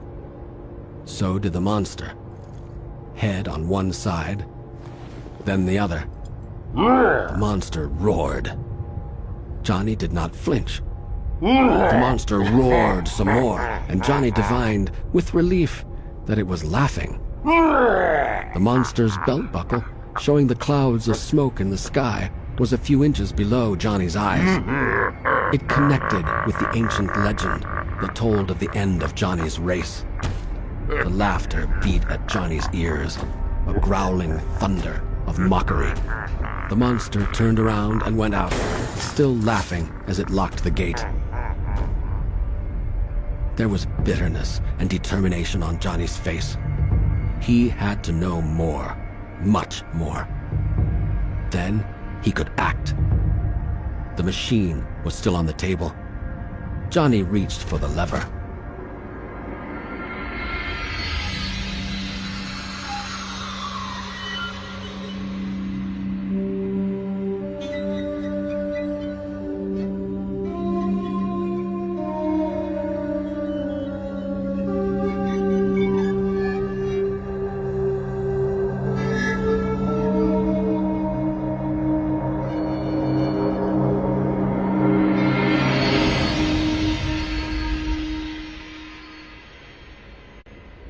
Part 2, Chapter 7. The summer heat dried out the mud. White clouds spotted the skies above the cage. But Johnny had no time for them. His whole concentration was on the teaching machine. He had gotten the huge chair shifted around, and by lifting the seat height with folded skins, he could hunch over the table, close facing the old Chinko who, in the picture, fawned in an agony of politeness as he taught. Mastering the alphabet in English was quite a trick, but mastering it in Cyclo was even worse. Far, far easier to trail game by its signs and know, almost to the minute, how long ago it had passed and what it was doing. These signs and symbols were fixed, deathless on a screen, and the meanings that they gave were unbelievably complex. In a week, he thought he had it. He had begun to hope. He had even commenced to believe that it was easy. B is for bats. Z is for zoo. H is for hats. And Y is for you. And by going over the same text in Cyclo, the bats, zoos, hats, and U's became, a little incomprehensibly, pens, shovels, kerbango, and females. But when he finally grasped, under the Chinko's groveling tutelage, that Cyclo words for hats, zoos, and bats would start with different letters, He knew he had it. He at length could lie back and rattle off the alphabet in English. Then he could, with a bit of squinting, sit up and rattle off the Cyclo alphabet in Cyclo, and with all the different nuances of how they sounded. Johnny knew he mustn't take too long at this. The diet of raw meat would eventually do him in. He was close to semi-starvation, since he could barely bring himself to eat it. The monster would come and watch him a little while each day. While he was there, Johnny was silent. He knew he must sound funny while he drilled, and the monster's laughter made the back of his hair stand up. So he would be very quiet under that scrutiny from outside the cage. It was a mistake. The monster's eye bones behind the breathe mask plate were coming closer and closer together with a growing frown. The triumph of the alphabet was short-lived. At the end of it, the monster, one beautiful bright day, yanked open the door of the cage and came roaring in like a storm. It yelled at Johnny for minutes on end, the cage bars shaking. Johnny expected a cuff, but he didn't cringe when the monster's paw snaked out. But it was reaching for the machine, not Johnny. It yanked the lever down into a second stage that Johnny had never suspected. A whole new set of pictures and sounds leaped out. The old Chinko said, in English, I am sorry, honored student, and forgive my arrogance, but we will now begin the drill of progressive cross-association of objects, symbols, and words. And there was a new sequence of pictures. H. The sound for H, the picture of H, began to follow one another at a slow interval. Then the cyclo letter that had an H-like sound began to repeat, in sound and picture. And then they went faster and faster until they were an almost indistinguishable blur. Johnny was so astonished he did not realize the monster had left. Here was a new thing. The lever was so big and resistive he had not realized that all this lurked just beyond another thrust of pressure. Well, if a little push down would do that, what happened with a little push up? He tried it. He almost blew his head off. It took him quite a space of travel of the sun-made bar shadows to get brave enough to try it again. Same thing. It almost knocked him off the chair. Holding back, he stared at the thing suspiciously. What was it that came out of it? Sunlight? He tried it again and let it hit his hand. Warm. Tingling. Carefully staying off to the side, he saw that pictures were appearing in the frames, and he heard in the weirdest way, sort of with his head, not his ears. Beneath the level of your consciousness, the alphabet will now go in A, B, C. What was this? Was he hearing through his hand? No, that couldn't be. He wasn't hearing at all, except for that meadowlark. Soundless somethings were coming from the machine. He moved a little further back. The impression was less. He moved closer. He felt that his brains were frying. Now we will do the same sounds in cyclo. Johnny went over to the furthest extension of his chain and sat down against the wall. He thought and thought about it. He grasped at last that the cross-association drill of symbols, sounds, and words was to get him very fast and then faster and faster, so he did not have to grope for what he had been taught, but would be able to use it without hesitation. But this shaft of sunlight coming out of the machine? He got braver. He went back and found a disc that must be very advanced and put it on. Bracing himself, he grimly pushed the lever all the way up.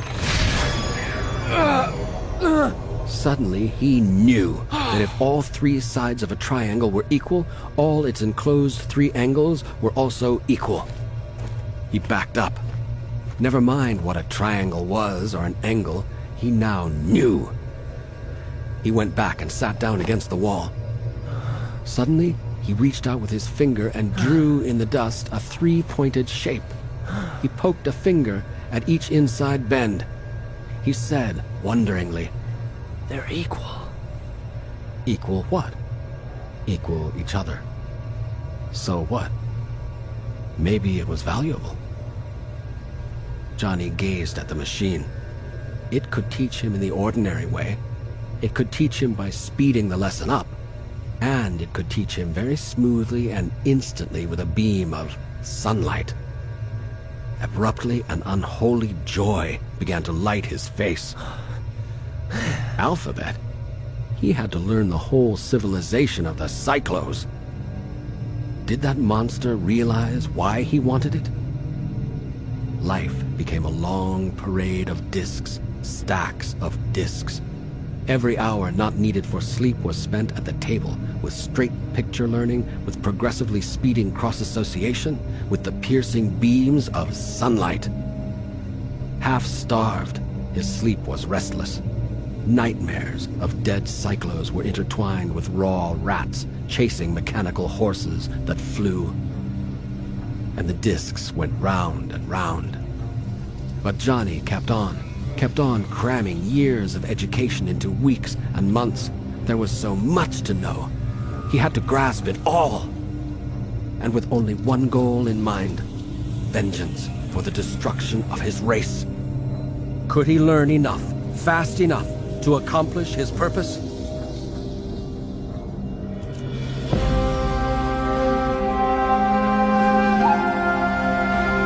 I need to speak with my agent.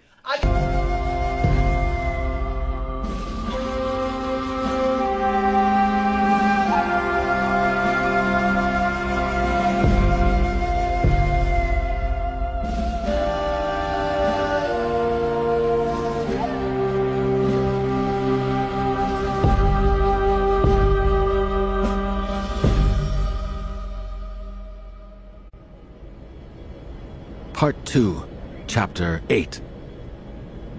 Turl had felt smug right up to the moment he received the summons from the planetary director.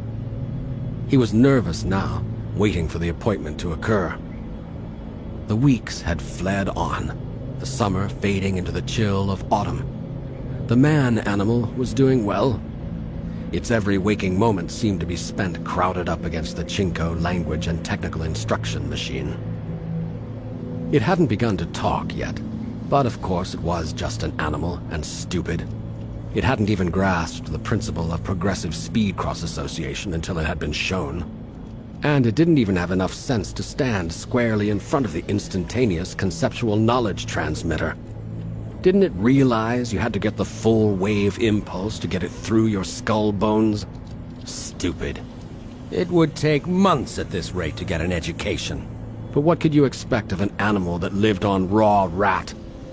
Still, sometimes when he went in the cage, Turl had looked into those strange blue eyes and had seen danger. No matter.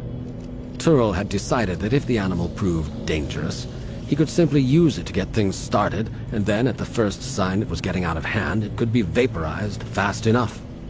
One button push on a hand blaster. Zip-bang. No man-animal. Very easily handled. Yes, things had been going very well, until this summons. Such things made one nervous. There was no telling what the planetary director might have found out, no telling what tales some employee might have carried to him. A security chief was ordinarily not much consulted. In fact, by a devious chain of command, a security chief was not directly under the planetary director on all points. This made Turl feel better. In fact, there had been cases where a security chief had removed a planetary director, cases involving corruption. But still, the planetary director remained the administrative head and was the one who filed reports. Reports that could transfer one, or continue one on post. The summons had come late the night before, and Turl had not slept very well. He had tumbled around in his bed, imagining conversations. At one time, he had actually gotten up and combed through his office files, wondering what he had on the planetary director, just in case. That he couldn't recall or find anything depressed him. Turl only felt operational when he had big leverage in terms of potential blackmail. It was almost with relief that he saw the appointment time arrive, and he rumbled into the office of the top Cyclo. Numph, planetary director of Earth, was old. Rumor had it that he was a discard from the Central Company Directorate. Not for corruption, but just for bumbling incompetence. And he had been sent as far away as they could send him. An unimportant post, a rim star in a remote galaxy. A perfect place to send someone and forget him. Numph was sitting at his upholstered desk, looking out through the pressure dome at the distant transshipment center. He was gnawing absently on a corner of a file folder. Turl approached watchfully. Numph's executive uniform was neat. His fur, turning blue, was impeccably combed and in place. He didn't look particularly upset, though his amber eyes were introverted. Numph didn't look up. "Sit down," he said absently. "I come in response to your summons, your planetship." The old Cyclo turned to his desk. He looked wearily at Turl. That's obvious." He didn't much care for Turl, but he didn't dislike him either. It was the same with all these executives. Definitely not first team. Not like the old days. Other planets, other posts, better staffs. "We're not showing a profit," said Numph. He threw the folder down on his desk. 2 Kerbango saucepans rattled, but he did not offer any. "I should imagine this planet is getting mined out." "That's not it. There's plenty of deep-down ore to keep us going for centuries. Besides, that's the concern of the engineers, not security." Turl didn't care to feel rebuked. "I've heard that there's an economic depression in a lot of the company's markets. That prices are down." "That could be. But that's the concern of the economics department at the Home Office, not security." This second rebuke made Turl a bit restless. His chair groaned alarmingly under his bulk. Numph pulled the folder to him and fiddled with it. Then he looked wearily at Turl. "It's costs," said Numph. "Costs," said Turl, getting his own back a bit. "Has to do with accounting, not security." Numph looked at him for several seconds. He couldn't make up his mind whether Turl was being insolent. He decided to ignore it. He threw the folder back down. "Mutiny is." Turl stiffened. "Where's the mutiny?" Not the slightest rumor of it had reached him. What was going on here? Did Numph have his own intelligence system that bypassed Turl? "It hasn't occurred. Yet. But when I announce the pay cuts and drop all bonuses, there's liable to be one." Turl shuddered and leaned forward. This affected him in more ways than one. Numph tossed the folder at him. "Personnel costs. We have 3,719 employees on this planet, scattered over 5